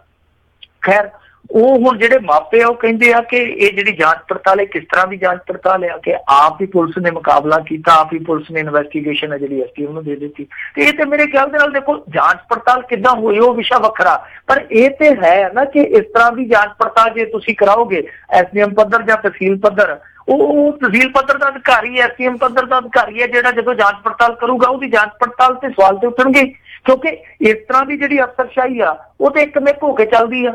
ਵਿੱਚ ਡਾਕਟਰ ਵੀ ਆ ਜਾਂਦੇ ਕਈ ਵਾਰੀ ਸਰਕਾਰੀ ਹਸਪਤਾਲਾਂ ਦੇ, ਉਹ ਵੀ ਪੁਲਿਸ ਵਾਲੇ ਵੀ ਇਸ ਤਰ੍ਹਾਂ ਦੀ ਜਿਹੜੀ ਮੈਜਿਸਟ੍ਰੇਟੀ ਅਫਸਰਸ਼ਾਹੀ ਆ, ਇਹ ਸਾਰੇ ਤੇ ਹੇਠਲੇ ਪੱਧਰ ਦੇ ਅਧਿਕਾਰੀ ਆ ਜਿਹੜੇ ਉਹ ਇੱਕ ਦੂਜੇ ਦਾ ਪੱਖ ਪੂਰਦੇ ਨਜ਼ਰ ਆਈ ਜਾਂਦੇ ਆ। ਇਸ ਕਰਕੇ ਹੁਣ ਇਸੇ ਰਿਪੋਰਟ ਤੇ ਫੇਰ ਸਵਾਲ ਖੜੇ ਹੁੰਦੇ ਆ ਕਿ ਭਾਈ ਜਿਹੜੀ ਇਹ ਇਨਕੁਆਇਰੀ 2 ਜਾਨਾਂ ਨਾਲ ਜੁੜੀ ਆ, 2 ਮੁੰਡਿਆਂ ਦੀ ਜਾਨ ਨਾਲ ਜੁੜੀ ਆ, ਇਹ ਇਨਕੁਆਇਰੀ ਐਸਟੀਐਮ ਤੋਂ ਹੀ ਕਿਉਂ ਕਰਵਾਈ ਗਈ ਆ, ਕਿਸੇ ਹੋਰ ਅਧਿਕਾਰੀ ਤੋਂ ਕਰਵਾਈ ਜਾਂਦੀ? ਸੋ ਇਹਦੇ ਤੇ ਸਵਾਲ ਜਿਹੜੇ ਆ ਉਹ ਪਰਿਵਾਰ ਵਾਲੇ ਕਰਦੇ ਪਏ ਕਿ ਇਨਵੈਸਟੀਗੇਸ਼ਨ ਫੇਅਰ ਨਹੀਂ ਹੋਈ, ਜਾਇਜ਼ ਨਹੀਂ ਹੋਈ, ਇਹਦੇ ਵਿੱਚ ਕਿਤੇ ਨਾ ਕਿਤੇ ਪੱਖਪਾਤ ਹੋਇਆ। ਸੋ ਅੱਗੇ ਦੇਖੋ ਹੁਣ ਇਸ ਮਸਲੇ ਦਾ ਕੀ ਬਣਦਾ। ਪਰ ਉਦਾਂ ਜਿਨ੍ਹਾਂ ਦੇ ਮਾਪੇ ਕੋਰਟਾਂ ਤੱਕ ਵੀ ਗਏ ਆ, ਕਿਸੇ ਦੀ ਗੱਲ ਨਹੀਂ ਸੁਣੀ। ਇੱਥੇ ਸ਼ੇਰਾ ਕੁੱਬਣ ਵਾਲਾ ਮਾਰਿਆ ਸੀਗਾ ਇੱਥੇ ਬਠਿੰਡੇ ਦੇ ਵਿੱਚ ਪੁਲਿਸ ਨੇ, ਤਾਂ ਉਹਦਾ ਬਾਪ ਹਾਈ ਕੋਰਟ ਤੱਕ ਗਿਆ ਸੀਗਾ ਕਿ ਮੇਰੇ ਬੇਟੇ ਦੀ ਜਾਂਚ ਪੜਤਾਲ ਜਿਹੜੀ CBI ਤੋਂ ਕਰਵਾਈ ਜਾਏ, ਕੋਰਟ ਨਹੀਂ ਸੀ ਮੰਨੀ। ਸੋ ਕਈ ਮਾਮਲੇ ਆ ਜਿਨ੍ਹਾਂ ਤੇ ਸਵਾਲ ਖੜੇ ਹੁੰਦੇ ਆ, ਤਾਂ ਜਦੋਂ ਸਵਾਲ ਖੜੇ ਹੁੰਦੇ ਆ ਤਾਂ ਉਦੋਂ ਇੱਕ ਗੌਂਡਰ ਇਨਕਾਊਂਟਰ ਵੀ ਚੇਤੇ ਆਉਂਦਾ। ਤੁਹਾਨੂੰ ਯਾਦ ਹੋਣਾ 26 ਜਨਵਰੀ ਨੂੰ ਰਾਜਸਥਾਨ ਦੀ ਹੱਦ ਤੇ ਪੰਜਾਬ ਪੁਲਿਸ ਨੇ ਜਾ ਕੇ ਇੱਕ ਮੁਕਾਬਲਾ ਕੀਤਾ ਸੀਗਾ, ਜਿਹਦੇ ਚ ਇਹਨਾਂ ਨੇ 3 ਗੈਂਗਸਟਰ ਮਾਰੇ ਸੀਗੇ। ਇੱਕ ਤੇ ਵਿਚਾਰਾ ਉਹ ਬੰਦਾ ਸੀਗਾ ਜਿਹਦੇ ਤੇ ਅੱਜ ਤੱਕ ਕੋਈ ਮਾਮਲਾ ਨਹੀਂ ਸੀ ਦਰਜ ਹੋਇਆ। ਖੈਰ ਹੁਣ ਤੁਸੀਂ ਕਮਾਲ ਦੀ ਗੱਲ ਦੇਖੋ ਕਿ ਉਹਦੀ ਇਨਵੈਸਟੀਗੇਸ਼ਨ ਹੋਈ ਜਾਂਦੀ ਆ। ਇਨਵੈਸਟੀਗੇਸ਼ਨ ਦਾ ਸਿੱਟਾ ਕਿਹੋ ਜਿਹਾ ਹੋਊਗਾ ਉਹ ਬਹੁਤੇ ਲੋਕਾਂ ਨੂੰ ਪਤਾ ਹੀ ਆ, ਪਰ ਵੇਖੋ ਕਿੰਨਾ ਵੱਡਾ ਤੱਥ ਆ ਜਿਹੜਾ ਕਦੇ ਵੀ ਨਾ ਸਾਡੇ ਇੱਥੋਂ ਦੇ ਮੀਡੀਆ ਨੇ ਚੁੱਕਿਆ, ਨਾ ਪੁਲਿਸ ਅਫਸਰਾਂ ਨੇ ਉਹਦਾ ਜਵਾਬ ਦਿੱਤਾ ਕਿ ਜਿਸ ਬੰਦੇ ਦੀ ਢਾਣੀ ਤੇ ਜਾ ਕੇ ਉਹ ਮੁਕਾਬਲਾ ਹੋਇਆ, ਜਿੱਥੇ ਜਾ ਕੇ ਠਹਿਰੇ ਹੋਏ ਸੀ, ਉਸ ਬੰਦੇ ਨੂੰ ਪੰਜਾਬ ਪੁਲਿਸ ਨੇ ਅੱਜ ਤੱਕ ਪੁੱਛਗਿੱਛ ਲਈ ਵੀ ਕਿਉਂ ਨਹੀਂ ਸੱਦਿਆ, ਉਹਨੂੰ ਗ੍ਰਿਫਤਾਰ ਤੱਕ ਕਿਉਂ ਨਹੀਂ ਕੀਤਾ, ਰਿਮਾਂਡ ਤੇ ਕਿਉਂ ਨਹੀਂ ਲੈ ਕੇ ਆਏ। ਜੀ ਜੀ ਜੀ ਅਗਲੀ ਆਪਾਂ ਮਿੰਟੂ ਜੀ ਖਬਰ ਕਰਦੇ ਹਾਂ। ਚੰਗੀ ਖਬਰ ਆਈ ਆ ਵੀ ਜਿਹੜੇ ਖੁੱਦਾਰ ਬਜ਼ੁਰਗ ਸਿੱਖ ਉਹਨਾਂ ਨੂੰ ਆਖਿਰਕਾਰ ਕਿੰਨੇ ਨਸੀਬ ਹੋਇਆ ਟਿਕਾਣਾ। ਦੇਖੋ ਇਹ ਤੁਸੀਂ ਫੇਸਬੁੱਕ ਤੇ ਲਾਜ਼ਮੀ ਪੜ੍ਹੀ ਹੋਣੀ ਆ ਪੋਸਟ, ਜਿਹਦੇ ਵਿੱਚ ਇੱਕ ਬਜ਼ੁਰਗ ਆ ਉਹ ਫੁੱਟਪਾਥ ਤੇ ਬੈਠਾ ਹੀ ਪੱਗ ਜੀ ਬੰਨਦਾ ਪਿਆ, ਸ਼ੀਸ਼ਾ ਦੇਖ ਕੇ 3-4 ਫੋਟੋਆਂ, 70-72 ਸਾਲ ਉਹਨਾਂ ਦੀ ਉਮਰ ਆ। ਉਹ ਅਸਲ ਦੇ ਵਿੱਚ ਅਵਿਨਾਸ਼ ਸਿੰਘ ਨੇ ਪੋਸਟ ਪਾਈ ਸੀਗੀ।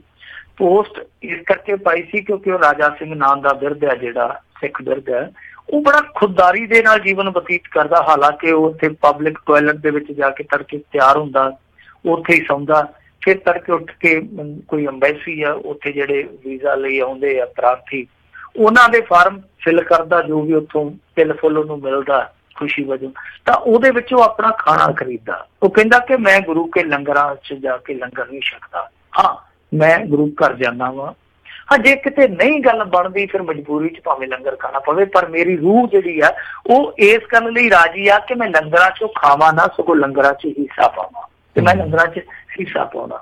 ਸੋ ਜਦੋਂ ਇਸ ਤਰ੍ਹਾਂ ਦੀ ਪੋਸਟ ਵਾਇਰਲ ਹੋਈ, ਬਹੁਤ ਲੋਕਾਂ ਨੇ ਦਰਦ ਨਾਲ ਪੜ੍ਹੀ, ਕਿਉਂਕਿ ਉਹ ਬੰਦਾ ਆਕਸਫੋਰਡ ਯੂਨੀਵਰਸਿਟੀ ਦਾ ਪੜ੍ਹਿਆ ਹੋਇਆ ਸੀਗਾ। ਉਹਦੀ ਕਹਾਣੀ ਇਹ ਸੀਗੀ ਕਿ ਕਿਸੇ ਸਮੇਂ ਆਕਸਫੋਰਡ ਯੂਨੀਵਰਸਿਟੀ ਦੇ ਵਿੱਚ ਪੜ੍ਹਿਆ ਉਹ ਬਜ਼ੁਰਗ ਜਿਹੜਾ, ਉਹ ਇੱਥੇ ਆ ਜਾਂਦਾ, ਉਹਦਾ ਭਰਾ ਉਹਨੂੰ ਬਹੁਤ ਮੋਹ ਪਿਆਰ ਕਰਦਾ ਸੀਗਾ, ਤਾਂ ਇੱਥੇ ਆ ਕੇ ਦੋਨੇ ਮੋਟਰ ਪਾਰਟਸ ਦਾ ਕੰਮ ਕਰ ਲੈਂਦੇ ਆ ਬੰਬੇ ਦੇ ਵਿੱਚ। ਪਰ ਉਹਦਾ ਅਚਾਨਕ ਇੱਕ ਦਿਨ ਭਰਾ ਮਰ ਜਾਂਦਾ। ਭਰਾ ਮਰਨ ਤੋਂ ਬਾਅਦ ਉਹਦੀ ਨਾਲ ਹੀ ਤਕਦੀਰ ਮਰ ਜਾਂਦੀ ਹੈ, ਕਾਰੋਬਾਰ ਠੱਪ ਹੋ ਜਾਂਦਾ, ਬੱਚੇ ਫਿਰ ਵੀ ਉਹ ਬਾਹਰ ਭੇਜਦਾ ਕਰਜ਼ਾ ਚੁੱਕ ਕੇ, ਬੀਵੀ ਉਹਦੀ ਜਿਹੜੀ ਉਹ ਮਰ ਜਾਂਦੀ ਹੈ, ਬੱਚੇ ਜਾ ਕੇ ਉੱਥੇ ਫਰੰਗਣਾ ਦੇ ਨਾਲ ਵਿਆਹ ਕਰਾ ਲੈਂਦੇ ਆ, ਤੇ ਮੁੜ ਕੇ ਉਹ ਬੋੜਦੇ ਹੀ ਨਹੀਂ, ਉਹਨਾਂ ਨੇ ਕਦੇ ਆਪਣੇ ਪਿਓ ਦਾ ਪੁੱਛਿਆ ਹੀ ਨਹੀਂ, ਪਤਾ ਹੀ ਨਹੀਂ ਲਿਆ। ਉਹ ਬੰਦਾ ਖੁਦਦਾਰੀ ਦੇ ਨਾਲ ਇੱਥੇ ਆਪਣਾ ਜੀਵਨ ਬਤੀਤ ਕਰਦਾ ਪਿਆ ਸੀ। ਹੋਇਆ ਕੀ ਆ ਕਿ ਜਦੋਂ ਫੇਸਬੁੱਕ ਤੇ ਇਹ ਫੋਟੋਆਂ ਤੇ ਪੋਸਟ ਵਾਇਰਲ ਹੋਇਆ, ਉਸ ਤੋਂ ਬਾਅਦ ਬਹੁਤ ਵੱਡੇ ਸਮਾਜ ਸੇਵੀ ਸੰਗਠਨ ਸੀਗੇ ਜਿਹੜੇ, ਉਹਨਾਂ ਨੇ ਅਪਰੋਚ ਕੀਤਾ, ਮੇਰੇ ਖਿਆਲ ਦੇ ਨਾਲ ਦਿੱਲੀ ਕਮੇਟੀ ਵਾਲੇ ਵੀ ਗਏ ਸੀਗੇ, ਤਾਂ ਉਹਨਾਂ ਨੇ ਬਹੁਤੇ ਲੋਕਾਂ ਤੇ ਨਾ ਕਰ ਦਿੱਤੀ ਇਮਦਾਦ ਲੈਣ ਤੋਂ, ਪਰ ਫਿਰ ਵੀ ਇੱਕ ਸੰਸਥਾ ਨੇ ਉਹਨਾਂ ਲਈ ਟਿਕਾਣੇ ਦਾ ਬੰਦੋਬਸਤ ਜ਼ਰੂਰ ਕਰ ਦਿੱਤਾ। ਕੋਈ ਨਾਨਕ ਨਿਵਾਸ ਹੈ, ਉਹਦੇ ਵਿੱਚ ਉਹਨਾਂ ਲਈ ਛੱਤ ਜਿਹੜੀ ਉਹ ਮੁਹੱਈਆ ਕਰਵਾ ਦਿੱਤੀ ਗਈ ਹੈ। ਸੋ ਇਹ ਬਹੁਤ ਮੈਂ ਕਹੂੰਗਾ ਕਿ ਇੱਕ ਚੰਗੀ ਖਬਰ ਆ। ਚੰਗੀ ਖਬਰ ਦੋ ਤਰ੍ਹਾਂ ਨਾਲ ਹੈ, ਕਿਉਂਕਿ ਇੱਕ ਤੇ ਦੇਖੋ ਕਿ ਏਡੀ ਵੱਡੀ ਬਜ਼ੁਰਗੀ ਦੀ ਅਵਸਥਾ ਦੇ ਵਿੱਚ ਜਾ ਕੇ ਖੁਦਾਰੀ ਰੱਖਣੀ ਹੈ ਜਿਹੜੀ, ਉਹ ਬਹੁਤ ਮਹਾਨਤਮ ਇੱਕ ਨਿਸ਼ਾਨੀ ਹੈ। ਦੂਸਰੀ ਚੀਜ਼ ਇਹ ਹੈ ਕਿ ਚਲੋ ਉਹਨਾਂ ਨੂੰ ਛੱਤ ਮਿਲ ਗਈ ਹੈ। ਪਰ ਤੀਸਰਾ ਦੁਖਾਂਤ ਦੇਖੋ ਕਿ ਆਕਸਫੋਰਡ ਯੂਨੀਵਰਸਿਟੀਆਂ ਚੋਂ ਪੜ੍ਹੇ ਜਿਹੜੇ ਉਹ ਫੁੱਟਪਾਥਾਂ ਤੇ ਰੁਲਦੇ ਫਿਰਦੇ ਆ, ਤੇ ਜਿਹੜੇ 10-10 ਪੜ੍ਹੇ ਆ ਇਹ ਸਿੱਖਿਆ ਮੰਤਰੀ ਬਣੇ ਪਏ ਜੀ। ਜੀ ਜੀ ਜੀ ਬਿਲਕੁਲ। ਤੇ ਮਿੰਟੂ ਜੀ, ਬ੍ਰੇਕ ਦਾ ਵੇਲਾ ਹੋ ਚੁੱਕਾ। ਬ੍ਰੇਕ ਤੋਂ ਬਾਅਦ 'ਚ ਮੁੜ ਕੇ ਵਾਪਸ ਆਉਂਦੇ ਹਾਂ। ਤੇ ਸਰੋਤਿਓ, ਜੇਕਰ ਤੁਹਾਡੇ ਮਨ ਦੇ ਵਿੱਚ ਵੀ ਸਵਾਲ ਹੈਗੇ ਆ, ਤੁਸੀਂ ਹੁਣ ਮਿੰਟੂ ਜੀ ਨੂੰ ਸਵਾਲ ਪੁੱਛ ਸਕਦੇ ਹੋ। ਬ੍ਰੇਕ ਤੋਂ ਬਾਅਦ 'ਚ ਕਾਲ ਕਰਨ ਦੇ ਲਈ ਨੰਬਰ ਹੈਗਾ 408 272 5200 4082725200। ਇਸ ਨੰਬਰ ਦੇ ਉੱਤੇ ਕਾਲ ਕਰਕੇ ਤੁਸੀਂ ਆਪਣੇ ਸਵਾਲ ਮਿੰਟੂ ਜੀ ਨੂੰ ਪੁੱਛ ਸਕਦੇ ਹੋ। ਤੇ ਮਿਲਦੇ ਹਾਂ ਆਪਾਂ ਇੱਕ ਬ੍ਰੇਕ ਤੋਂ ਬਾਅਦ 'ਚ।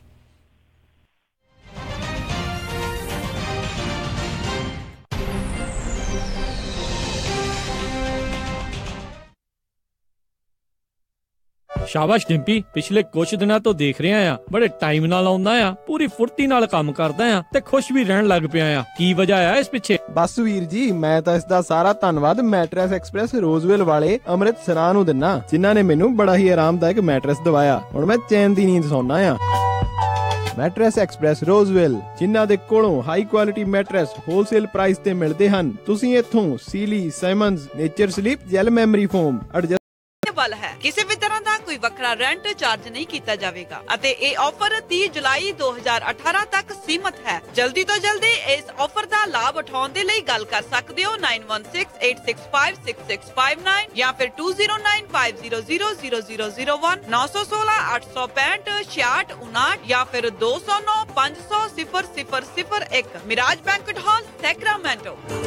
ਮੁਸੀਬਤਾਂ ਕਦੇ ਵੀ ਦੱਸ ਕੇ ਨਹੀਂ ਆਉਂਦੀਆਂ, ਇਸ ਲਈ ਖਾਲਸਾ ਇੰਸ਼ੋਰੈਂਸ ਏਜੰਸੀ ਦੇ ਲਾਈਫ ਇੰਸ਼ੋਰੈਂਸ ਪਲਾਨਸ ਲਾਈਫ ਦੇ ਵਿੱਚ ਮੁਸੀਬਤਾਂ ਲਈ ਹਮੇਸ਼ਾ ਰਹੋ ਤਿਆਰ। ਇਸ ਦੇ ਬਾਰੇ ਕੋਈ ਵੀ ਜਾਣਕਾਰੀ ਲਈ ਕਾਲ ਕਰੋ ਖਾਲਸਾ ਇੰਸ਼ੋਰੈਂਸ ਏਜੰਸੀ 408 272 2500 4082722500। ਹਾਂਜੀ ਜਨਾਬ, ਕਿੱਥੇ ਚੱਲੇ ਹੋ? ਬਸ ਜੀ, ਇੱਕ ਘਰ ਪਸੰਦ ਆਇਆ, ਉਸੇ ਦੀ ਆਫਰ ਭਰਨ ਚੱਲਿਆ। ਅੱਛਾ, ਲੋਨ ਅਪਰੂਵਲ ਲੈਟਰ ਤਾਂ ਹੈ ਨਾ ਤੁਹਾਡੇ ਕੋਲ? ਨਹੀਂ। ਤੇ ਫਿਰ ਕੋਈ ਤੁਹਾਨੂੰ ਘਰ ਨਹੀਂ ਦਿਖਾਉਣ ਲੱਗਾ? ਮੈਂ ਹੁਣ ਕੀ ਕਰੂੰਗਾ? ਮੇਰਾ ਘਰ ਦਾ ਸੁਪਨਾ ਕਿੱਦਾਂ ਪੂਰਾ ਹੋਏਗਾ? ਤੁਹਾਨੂੰ ਲੋੜ ਹੈ ਇੱਕ ਤਜਰਬੇਕਾਰ ਤੇ ਲੋਕਲ ਲੋਨ ਆਫਿਸਰ ਦੀ। ਮੋਹਨ ਸਿੰਘ ਚੀਮਾ ਕੋਲ ਚਲੇ ਜਾਓ, ਜੋ ਤੁਹਾਨੂੰ ਮਦਦ ਕਰ ਸਕਦੇ ਨੇ। ਅੱਛਾ। ਹਾਂ, ਮੋਹਨ ਸਿੰਘ ਚੀਮਾ ਕਰਦੇ ਨੇ ਹਰ ਤਰ੍ਹਾਂ ਦੇ ਹੋਮ ਲੋਨ, ਚਾਹੇ ਤੁਸੀਂ ਘਰ ਪਹਿਲੀ ਵਾਰ ਲੈਣਾ ਹੋਵੇ ਜਾਂ ਦੂਜੀ ਵਾਰ, ਜਾਂ ਤੁਸੀਂ ਲੈਣਾ ਹੋਵੇ ਰੈਂਟਲ ਹੋਮ। ਇੰਨਾ ਹੀ ਨਹੀਂ, ਰੀਫਾਈਨੈਂਸਿੰਗ ਵੀ ਹੋ ਜਾਂਦੀ ਹੈ। ਫਟਾਫਟ ਜਾਓ ਤੇ ਲੈ ਆਓ ਆਪਣਾ ਪ੍ਰੀ ਅਪਰੂਵਲ ਲੈਟਰ ਅੱਜ ਹੀ। ਫੇਰ ਦਿਓ ਉਹਨਾਂ ਦਾ ਨੰਬਰ, ਅੱਜ ਹੀ ਮੈਂ ਮੋਹਨ ਸਿੰਘ ਚੀਮਾ ਕੋਲੋਂ ਅਪਰੂਵਲ ਲੈਟਰ ਲੈ ਕੇ ਆਉਣਾ। ਨੰਬਰ ਨੋਟ ਕਰ 5599052575 559 905 2575 ਤੇ NMLS ID 698952। ਘਰ ਲੈਣ ਦਾ ਸੁਪਨਾ ਪੂਰਾ ਕਰਨ ਲਈ ਯਾਦ ਰੱਖੋ ਇੱਕ ਹੀ ਨਾਮ, Mohan Singh Cheema with platinum home mortgage 5599052575 559 905 2575। Platinum Home Mortgage Corporation is an equal housing lender and the loan is subject to credit approval. ਵਿਹਾਣੀਆਂ ਕੋਕਾ ਕੜਵਾ ਦੇ ਮਾਇਆ ਕੋਕਾ। ਮੈਂ ਕਿਹਾ ਸੁਣਦੇ ਨਹੀਂ ਜੀ, ਮੇਰੀਆਂ ਸਾਰੀਆਂ ਸਹੇਲੀਆਂ ਕੋਲ ਸੋਨੇ ਦੇ ਬੜੇ ਸੋਹਣੇ ਸੋਹਣੇ ਗਹਿਣੇ ਆ। ਇੱਕ ਮੈਂ ਹੀ ਆ ਜਿਹੜੀਆਂ ਪੁਰਾਣੀਆਂ ਜੀਆਂ ਵਾਲੀਆਂ ਪਾਈ ਫਿਰਦੀ ਨੂੰ ਕਿੰਨੇ ਸਾਲ ਹੋ ਗਏ ਆ। ਮੈਨੂੰ ਨਹੀਂ ਪਤਾ, ਮੈਨੂੰ ਵੀ ਸੋਹਣੇ ਸੋਹਣੇ ਗਹਿਣੇ ਬਣਵਾ ਕੇ ਦਿਓ। ਲੈ, ਇਹ ਕਿਹੜੀ ਗੱਲ ਆ? ਤੂੰ ਚੱਲ ਬੱਗਾ ਜੁਐਲਰਸ ਦੇ, ਮੈਂ ਤੈਨੂੰ ਹੁਣੇ ਲੈ ਕੇ ਦਿੰਨਾ ਸੋਹਣੇ ਸੋਹਣੇ ਗਹਿਣੇ। ਫਿਰ ਦੇਖੀ ਤੇਰੀ ਵੀ ਸਹੇਲੀਆਂ 'ਚ ਟੌਰ ਬਣ ਜਾਊਗੀ। ਬੱਗਾ ਜੁਐਲਰਸ ਸੈਕਰਾਮੈਂਟੋ, ਜਿੱਥੋਂ ਖਰੀਦ ਸਕਦੇ ਹੋ ਵਿਆਹ ਸ਼ਾਦੀਆਂ ਲਈ ਖੂਬਸੂਰਤ ਗਹਿਣੇ ਤੇ ਨਾਲ ਹੀ ਸੋਨੇ ਦੇ ਬਦਲੇ ਕੈਸ਼ ਵੀ ਲੈ ਸਕਦੇ ਹੋ। ਵਿਆਹ ਸ਼ਾਦੀ ਜਾਂ ਕਿਸੇ ਵੀ ਇਵੈਂਟ ਤੇ ਡੈਕੋਰੇਸ਼ਨ ਵੀ ਕਰਦੇ ਹਨ ਤੇ ਹਰ ਤਰ੍ਹਾਂ ਦੇ ਕਸਟਮ ਗਹਿਣੇ ਤਿਆਰ ਕਰਵਾ ਸਕਦੇ ਹੋ। ਹੋਰ ਜਾਣਕਾਰੀ ਲਈ ਕਾਲ ਕਰੋ ਜੌਨੀ ਜੀ ਨੂੰ 9169128842 916 912 8842। ਪਤਾ ਨੋਟ ਕਰੋ 6930 65th street number 115 Chinatown supermarket Sacramento. Phone number 916 912 8842 9169128842। Bagga jewellers Sacramento. ਮੇਰਾ ਤੁਹਾਡਾ ਸਾਰਿਆਂ ਦਾ radio Punjabi radio USA। Punjabi radio USA ਸੁਣੀ ਰੱਖੋ ਤੇ ਮौज ਬਣਾਓ, ਮौज ਬਣਾਓ, ਮौज ਬਣਾਓ।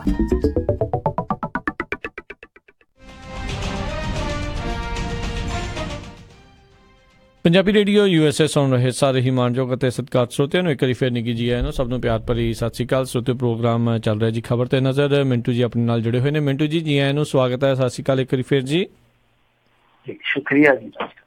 ਤੇ ਸਰੋਤਿਓ ਕਾਲ ਕਰਨ ਦੇ ਲਈ ਨੰਬਰ ਹੈਗਾ 408272 ਜੇਕਰ ਤੁਸੀਂ ਵੀ ਮਿੰਟੂ ਜੀ ਨੂੰ ਸਵਾਲ ਪੁੱਛਣਾ ਚਾਹੁੰਦੇ ਹੋ ਤਾਂ ਹੁਣ ਕਾਲ ਦੇ ਲਈ ਲਾਈਨਸ ਓਪਨ ਨੇ।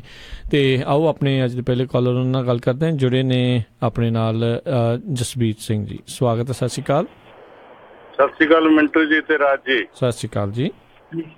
ਹਾਂਜੀ ਮਿੰਟੂ ਜੀ, ਕੁਐਸਚਨ ਇਹ ਸੀਗਾ ਕਿ ਪਤਾ ਲੱਗਾ ਹੈ ਕਿ ਪੰਜਾਬ ਸਰਕਾਰ ਕਰੋੜਾਂ ਰੁਪਈਏ ਕਾਰਾਂ ਤੇ ਲਗਾ ਰਹੀ ਹੈ, ਉਹਦੇ 'ਚ ਰੇਂਜ ਰੂਵਰ ਆਪਣਾ ਕੈਪਟਨ ਸਾਹਿਬ ਲਈ ਤੇ ਬਾਕੀਆਂ ਲਈ ਕੈਮਰੀਆਂ। ਇਹ ਦੱਸਿਓ ਜਿਹੜਾ ਇਹਨਾਂ ਕੋਲ ਹੁਣ ਖਜ਼ਾਨਾ ਕਿੱਥੋਂ ਭਰ ਗਿਆ? ਕੀ ਕੋਈ ਸਰਕਾਰੀ ਬਿਲਡਿੰਗ ਫਿਰ ਇਹਨਾਂ ਨੇ ਦਾਅ ਲਾਤੀ ਹੈ, ਵੇਚਣ ਨੂੰ ਲਾਤੀ ਹੈ ਜਿੱਥੋਂ ਇਹ ਪੂਰੇ ਇਹਨਾਂ ਕਾਰਾਂ ਨੂੰ ਖਰੀਦਣਗੇ? ਤੇ ਦੂਸਰਾ ਉਹਦਾ ਕੁਲਦੀਪ ਸਿੰਘ ਸੰਗਰ ਬਾਰੇ ਥੋੜੀ ਅਪਡੇਟ ਦੇਣਾ। ਕੱਟਿਓ ਨਾ ਜੀ, ਮੈਂ ਸੁਣਦਾ ਆਨਲਾਈਨ। ਠੀਕ ਹੈ ਜੀ।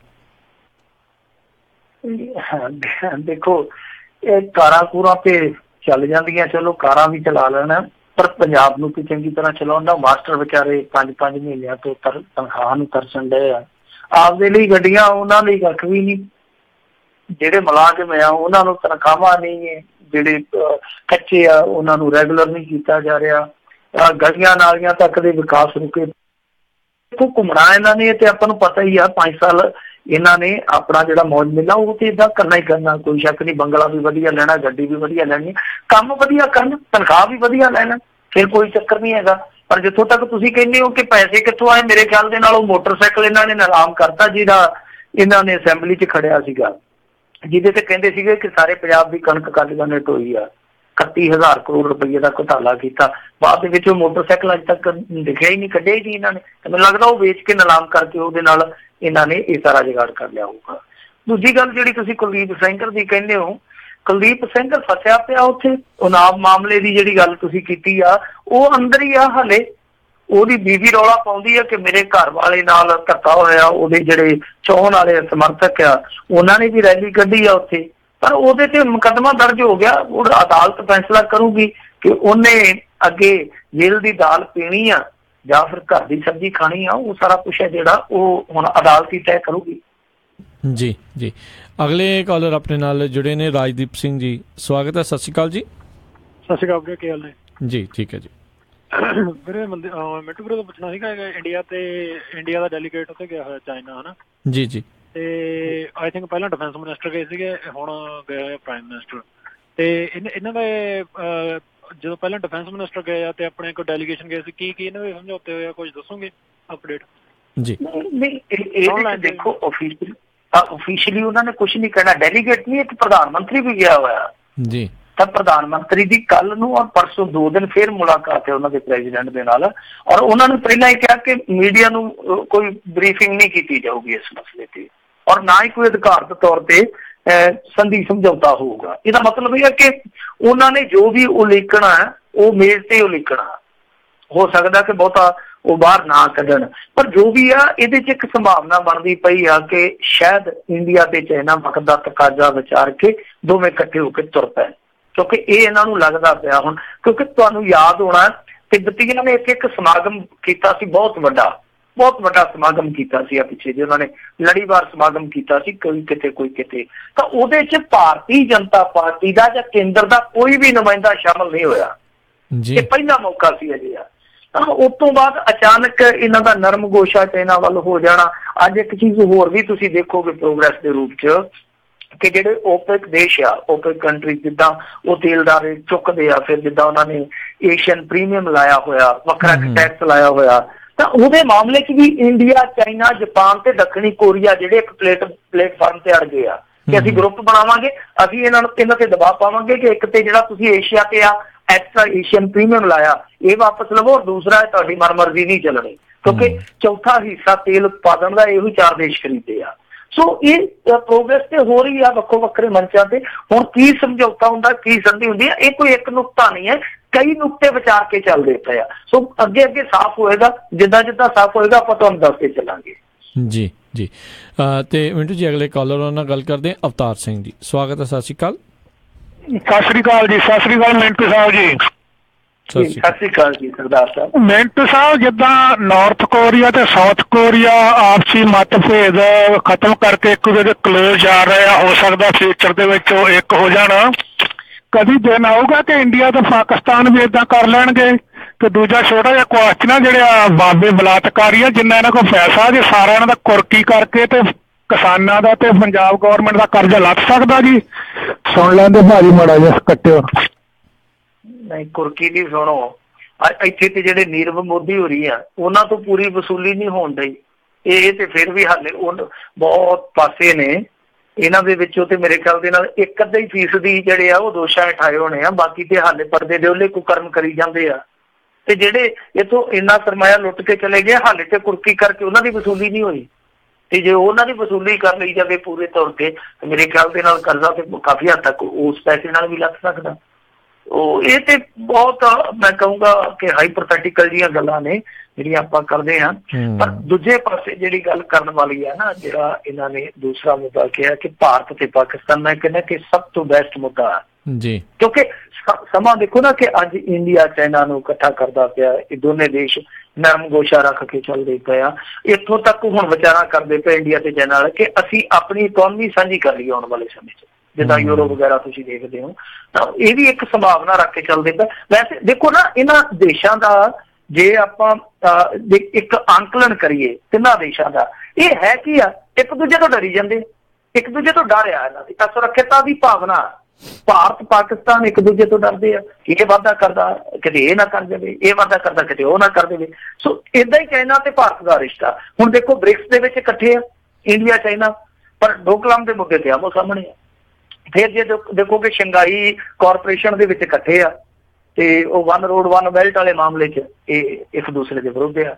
ਯਾਨੀ ਇਹ ਨਾਲੇ ਤੇ ਇਕੱਠੇ ਤੁਰੇ ਚੱਲਦੇ ਆ, ਨਾਲੇ ਇੱਕ ਦੂਜੇ ਤੋਂ ਡਰਦੇ ਆ ਕਿ ਕਿਤੇ ਪਿੱਛੋਂ ਕਿਤੇ ਇਹ ਨਾ ਮੇਰੇ ਵਾਰ ਕਰ ਦੇਵੇ ਤੇ ਕਿਤੇ ਪਿੱਛੋਂ ਇਹ ਨਾ ਖੁੱਚ ਟਕਾ ਦੇਵੇ। ਇੱਕ ਅਸੁਰੱਖਿਅਤਾ ਦੀ ਭਾਵਨਾ। ਤੇ ਭਾਰਤ ਪਾਕਿਸਤਾਨ ਦੇ ਨਾਲ ਵੀ ਇਹੋ ਜਿਹੀ ਗੜਬੜ ਆ ਕਿ ਦੋਵੇਂ ਮੁਲਕ ਇੱਕ ਦੂਜੇ ਤੇ ਭਰੋਸਾ ਨਹੀਂ ਬੰਨ ਕੇ ਰੱਖ ਪਾ ਰਹੇ। ਹਾਂ, ਕੁਛ ਕੱਟੜਪੰਥੀ ਉੱਧਰ ਵੀ ਆ, ਕੁਛ ਕੱਟੜਪੰਥੀ ਇੱਧਰ ਵੀ ਆ, ਕੁਛ ਬੇਈਮਾਨ ਉੱਧਰ ਵੀ ਆ, ਕੁਛ ਬੇਈਮਾਨ ਇੱਧਰ ਵੀ ਆ। ਪਰ ਜੇ ਭਾਰਤ ਪਾਕਿਸਤਾਨ ਦਾ ਰਿਸ਼ਤਾ ਮਤਲਬ ਹੋ ਜੇ ਇੱਕ ਤੇ ਹੋਣ ਦੀ ਸੰਭਾਵਨਾ ਉਹ ਤੇ ਮਨਫੀ ਆ ਬਿਲਕੁਲ, ਉਹ ਤੇ ਏਦਾਂ ਨਹੀਂ ਹੋ ਸਕਦਾ। ਕੋਰੀਆ ਵੀ ਬਹੁਤ ਘੱਟ ਇਮਕਾਨ ਕਿ ਇੱਕ ਹੋ ਜਾਊਗਾ, ਹਾਲਾਂਕਿ ਉਹਨਾਂ ਦੀ ਸਟੋਰੀ ਸੇਮ ਆਪਣੇ ਵਾਲੀ ਆ, ਭਾਰਤ ਪਾਕਿਸਤਾਨ ਵਾਲੀ ਆ ਸੇਮ, ਕਿਉਂਕਿ ਨਾਰਥ ਕੋਰੀਆ ਸਾਊਥ ਕੋਰੀਆ 1910 ਤੱਕ ਇਕੱਠੇ ਸੀਗੇ, ਉਸ ਤੋਂ ਬਾਅਦ ਹੀ ਵੰਡੇ ਗਏ। ਸੋ ਇਹ ਜੇ ਹੋ ਜਾਂਦਾ ਤੇ ਰਿਸ਼ਤਾ ਮਤਲਬ ਹੋ ਜਾਂਦਾ ਤਾਂ ਉਹਦਾ ਸਭ ਤੋਂ ਜ਼ਿਆਦਾ ਫਾਇਦਾ ਪੰਜਾਬ ਨੂੰ ਹੋਣਾ। ਪਰ ਮੇਰੇ ਖਿਆਲ ਦੇ ਨਾਲ ਇਹ ਹੋਣ ਨਹੀਂ ਦੇਣਗੇ, ਕਿਉਂਕਿ ਵੋਟਾਂ ਦੀ ਰਾਜਨੀਤੀ ਚੱਲਦੀ ਹੈ ਇੱਥੇ, ਹਿੰਦੂ ਮੁਸਲਿਮ ਦਾ ਮੁੱਦਾ ਅੜ ਜਾਂਦਾ ਨਾ ਵਿੱਚ ਆ ਕੇ, ਫਾਨਾ ਇਹ ਅੜਦਾ। ਪਰ ਜੇ ਕਿਤੇ ਇਹ ਸਮੇਂ ਨੂੰ ਵਿਚਾਰ ਲੈਣ ਇਧਰਲੇ ਪਾਸੇ ਤੁਰਨ ਤੇ ਮੈਂ ਕਹਿੰਦਾ ਕਿ ਇਹਨਾਂ ਦਾ ਤੇ ਸ਼ੁਕਰਗੁਜ਼ਾਰ ਹੋਈਏ, ਤੁਹਾਡੇ ਮੂੰਹ 'ਚ ਵੀ ਘਿਓ ਖਿਚੜੀ ਪਾਈਏ। ਜੀ ਜੀ ਬਿਲਕੁਲ। ਬਾਕੀ ਚਲੋ ਕੋਰੀਆ ਵਾਲੇ ਜੇ ਇਕੱਠੇ ਹੋ ਸਕਦੇ ਆ ਤਾਂ ਜੇ ਵਾਕਿਆ ਜੇ ਇਕੱਠੇ ਹੋ ਜਾਂਦੇ ਆ, ਨਾਮੁਮਕਿਨ ਕੁਛ ਵੀ ਨਹੀਂ ਜੇ ਕੋਈ ਵਾਕਿਆ ਕੁਛ ਚੰਗੇ ਦੋਨੋਂ ਪਾਸੇ ਲੀਡਰ ਟੱਕਰ ਜਾਣ। ਨਰਿੰਦਰ ਸਿੰਘ ਜੀ ਸਵਾਗਤ ਹੈ, ਸਤਿ ਸ਼੍ਰੀ ਅਕਾਲ। ਹਾਂਜੀ ਸਤਿ ਸ਼੍ਰੀ ਅਕਾਲ ਦੋਨੋਂ ਵੀਰੋ। ਸਤਿ ਸ਼੍ਰੀ ਅਕਾਲ। ਮਿੰਟੂ ਜੀ ਮੇਰਾ ਸਵਾਲ ਮੇਰੇ ਤੇ ਹੀ ਹੈ, ਪਰਸਨਲ ਹੈਗਾ ਆ। ਅੱਜ ਤੋਂ 12 ਸਾਲ ਪਹਿਲਾਂ ਮੈਂ ਇੰਡੀਆ ਦੇ ਵਿੱਚ ਆਪਣੇ ਇੱਕ ਦੋਸਤ ਨੂੰ ਕੋਈ ਛੋਟੀ ਕਰਕੇ ਫਾਈਨਾਂਸ ਕਰਵਾ ਕੇ ਦਿੱਤਾ ਸੀ, ਗਰੰਟੀ ਪਵਾਈ ਸੀਗੀ, ਤੇ ਉਹਨੇ ਵਿਚਾਰੇ ਨੇ ਵਾਪਸ ਕਰਤਾ, ਕੰਮ ਨਹੀਂ ਚੱਲਿਆ। ਤੇ ਉਹ ਮੇਰੇ ਘਰ ਮੈਂ ਗਰੰਟਰ ਐਜ਼ ਏ ਮੇਰੇ ਘਰ ਨੋਟਿਸ ਭੇਜਦੇ ਪਏ ਉਹ ਕੰਪਨੀ ਵਾਲੇ ਕਿ 17,000 ਨਿਕਲਦਾ ਹੈ ਤੁਹਾਡੇ ਤੇ, ਤੁਸੀਂ ਨਹੀਂ ਜਮ੍ਹਾਂ ਕਰਾਇਆ ਤੇ ਫੌਜਦਾਰੀ ਦਾ ਕੇਸ ਕੁਛ ਏਦਾਂ ਹੋਏਗਾ। ਇੱਕ ਤਾਂ ਮੈਨੂੰ ਦੱਸਿਓ ਫੌਜਦਾਰੀ ਦਾ ਮਤਲਬ ਕੀ ਹੁੰਦਾ ਹੈ, ਦੂਜੀ ਮੈਨੂੰ ਦੱਸਿਓ ਕਿ ਇਹ ਕੇਸ ਕਿੱਦਾਂ ਦਾ, ਜੇ ਗਏ ਨਾ ਹੋਵੇ ਕੱਲ ਨੂੰ ਅਸੀਂ ਜਾਈਏ ਪੈਸੇ ਚਲੋ ਭਾਵੇਂ ਦੇ ਹੀ ਦੇਵਾਂਗੇ, ਜੇ ਕੱਲ ਨੂੰ ਅਸੀਂ ਜਾਈਏ ਕਿਤੇ ਇਹਦਾ ਨਾ ਹੋਵੇ ਕਿ ਘਰ ਪਹੁੰਚਣ ਤੋਂ ਪਹਿਲਾਂ ਹੀ ਸਾਨੂੰ ਅੰਦਰ ਕੀਤਾ ਹੋਵੇ। ਇਸ ਬਾਰੇ ਦੱਸਣਾ ਭਾਈ, ਕੱਟਣਾ ਜੀ ਜੀ ਜੀ ਨਹੀਂ। ਜੇ ਦੇਖੋ ਜੇ ਤੇ ਲੈਣ ਦੇਣ ਵਾਲਾ ਹੈਗਾ, ਤੁਸੀਂ ਗਰੰਟੀ ਪਾਈ ਆ, ਠੀਕ ਆ, ਫਿਰ ਤੇ ਆਪਣਾ ਨਿਬੇੜ ਕੇ ਤੁਸੀਂ ਪਾਸੇ ਹੋ। ਫੌਜਦਾਰੀ ਕੇਸ ਤਾਂ ਹੁੰਦਾ ਕਿ ਜਿਵੇਂ ਦੇਖੋ ਇੱਕ ਹੁੰਦਾ ਕ੍ਰਿਮੀਨਲ ਕੇਸ। ਕ੍ਰਿਮੀਨਲ ਕੇਸ ਇਹ ਜੇ ਹੁਣ ਤੁਸੀਂ ਚੱਕ ਕੇ ਮੇਰੇ ਸਿਰ ਦੇ ਵਿੱਚ ਉੱਥੇ ਕੋਈ ਦਮੂਸਾ ਮਾਰੋ ਜਾਂ ਕੋਈ ਚੁੱਕ ਕੇ ਉੱਥੇ ਲੱਕੜ ਮਾਰੋ ਮੇਰੇ ਸਿਰ ਦੇ ਵਿੱਚ, ਉਹ ਕ੍ਰਿਮੀਨਲ ਕੇਸ ਆ। ਜਾਂ ਤੁਸੀਂ ਲੁੱਟ ਖੋਹ ਕਰੋ, ਉਹ ਕ੍ਰਿਮੀਨਲ ਕੇਸ ਹੈ। ਤੁਹਾਨੂੰ ਨਹੀਂ ਮੈਂ ਕਹਿ ਰਿਹਾ, ਜਾਂ ਮੈਂ ਕਹਿ ਲੈਣਾ ਆਪਣੇ ਆਪ ਨੂੰ ਕਿ ਮੈਂ ਕੋਈ ਇਹੋ ਜਿਹਾ ਕੰਮ ਕਰਦਾ ਤਾਂ ਕ੍ਰਿਮੀਨਲ ਸੂਟ ਆ। ਪਰ ਜੇ ਆਪਣਾ ਲੈਣ ਦੇਣ ਆ ਜਾਂ ਡੈਫਾਮੇਸ਼ਨ ਦਾ ਜਾਂ ਜ਼ਮੀਨੀ ਝਗੜਾ, ਇਹ ਕੇਸ ਦੂਸਰੇ ਆ ਜਾਂਦੇ, ਫੌਜਦਾਰੀ ਕੇਸ ਆ ਜਾਂਦੇ।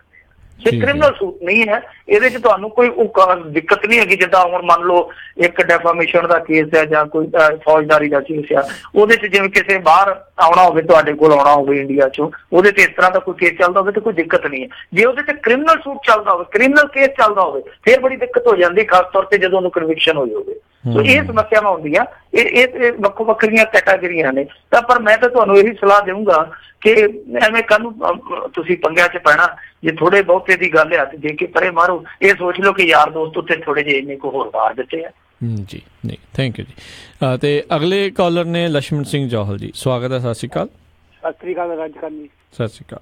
ਸਤਿ ਸ਼੍ਰੀ ਅਕਾਲ ਮਿੰਟੂ ਜੀ। ਸਤਿ ਸ਼੍ਰੀ ਅਕਾਲ।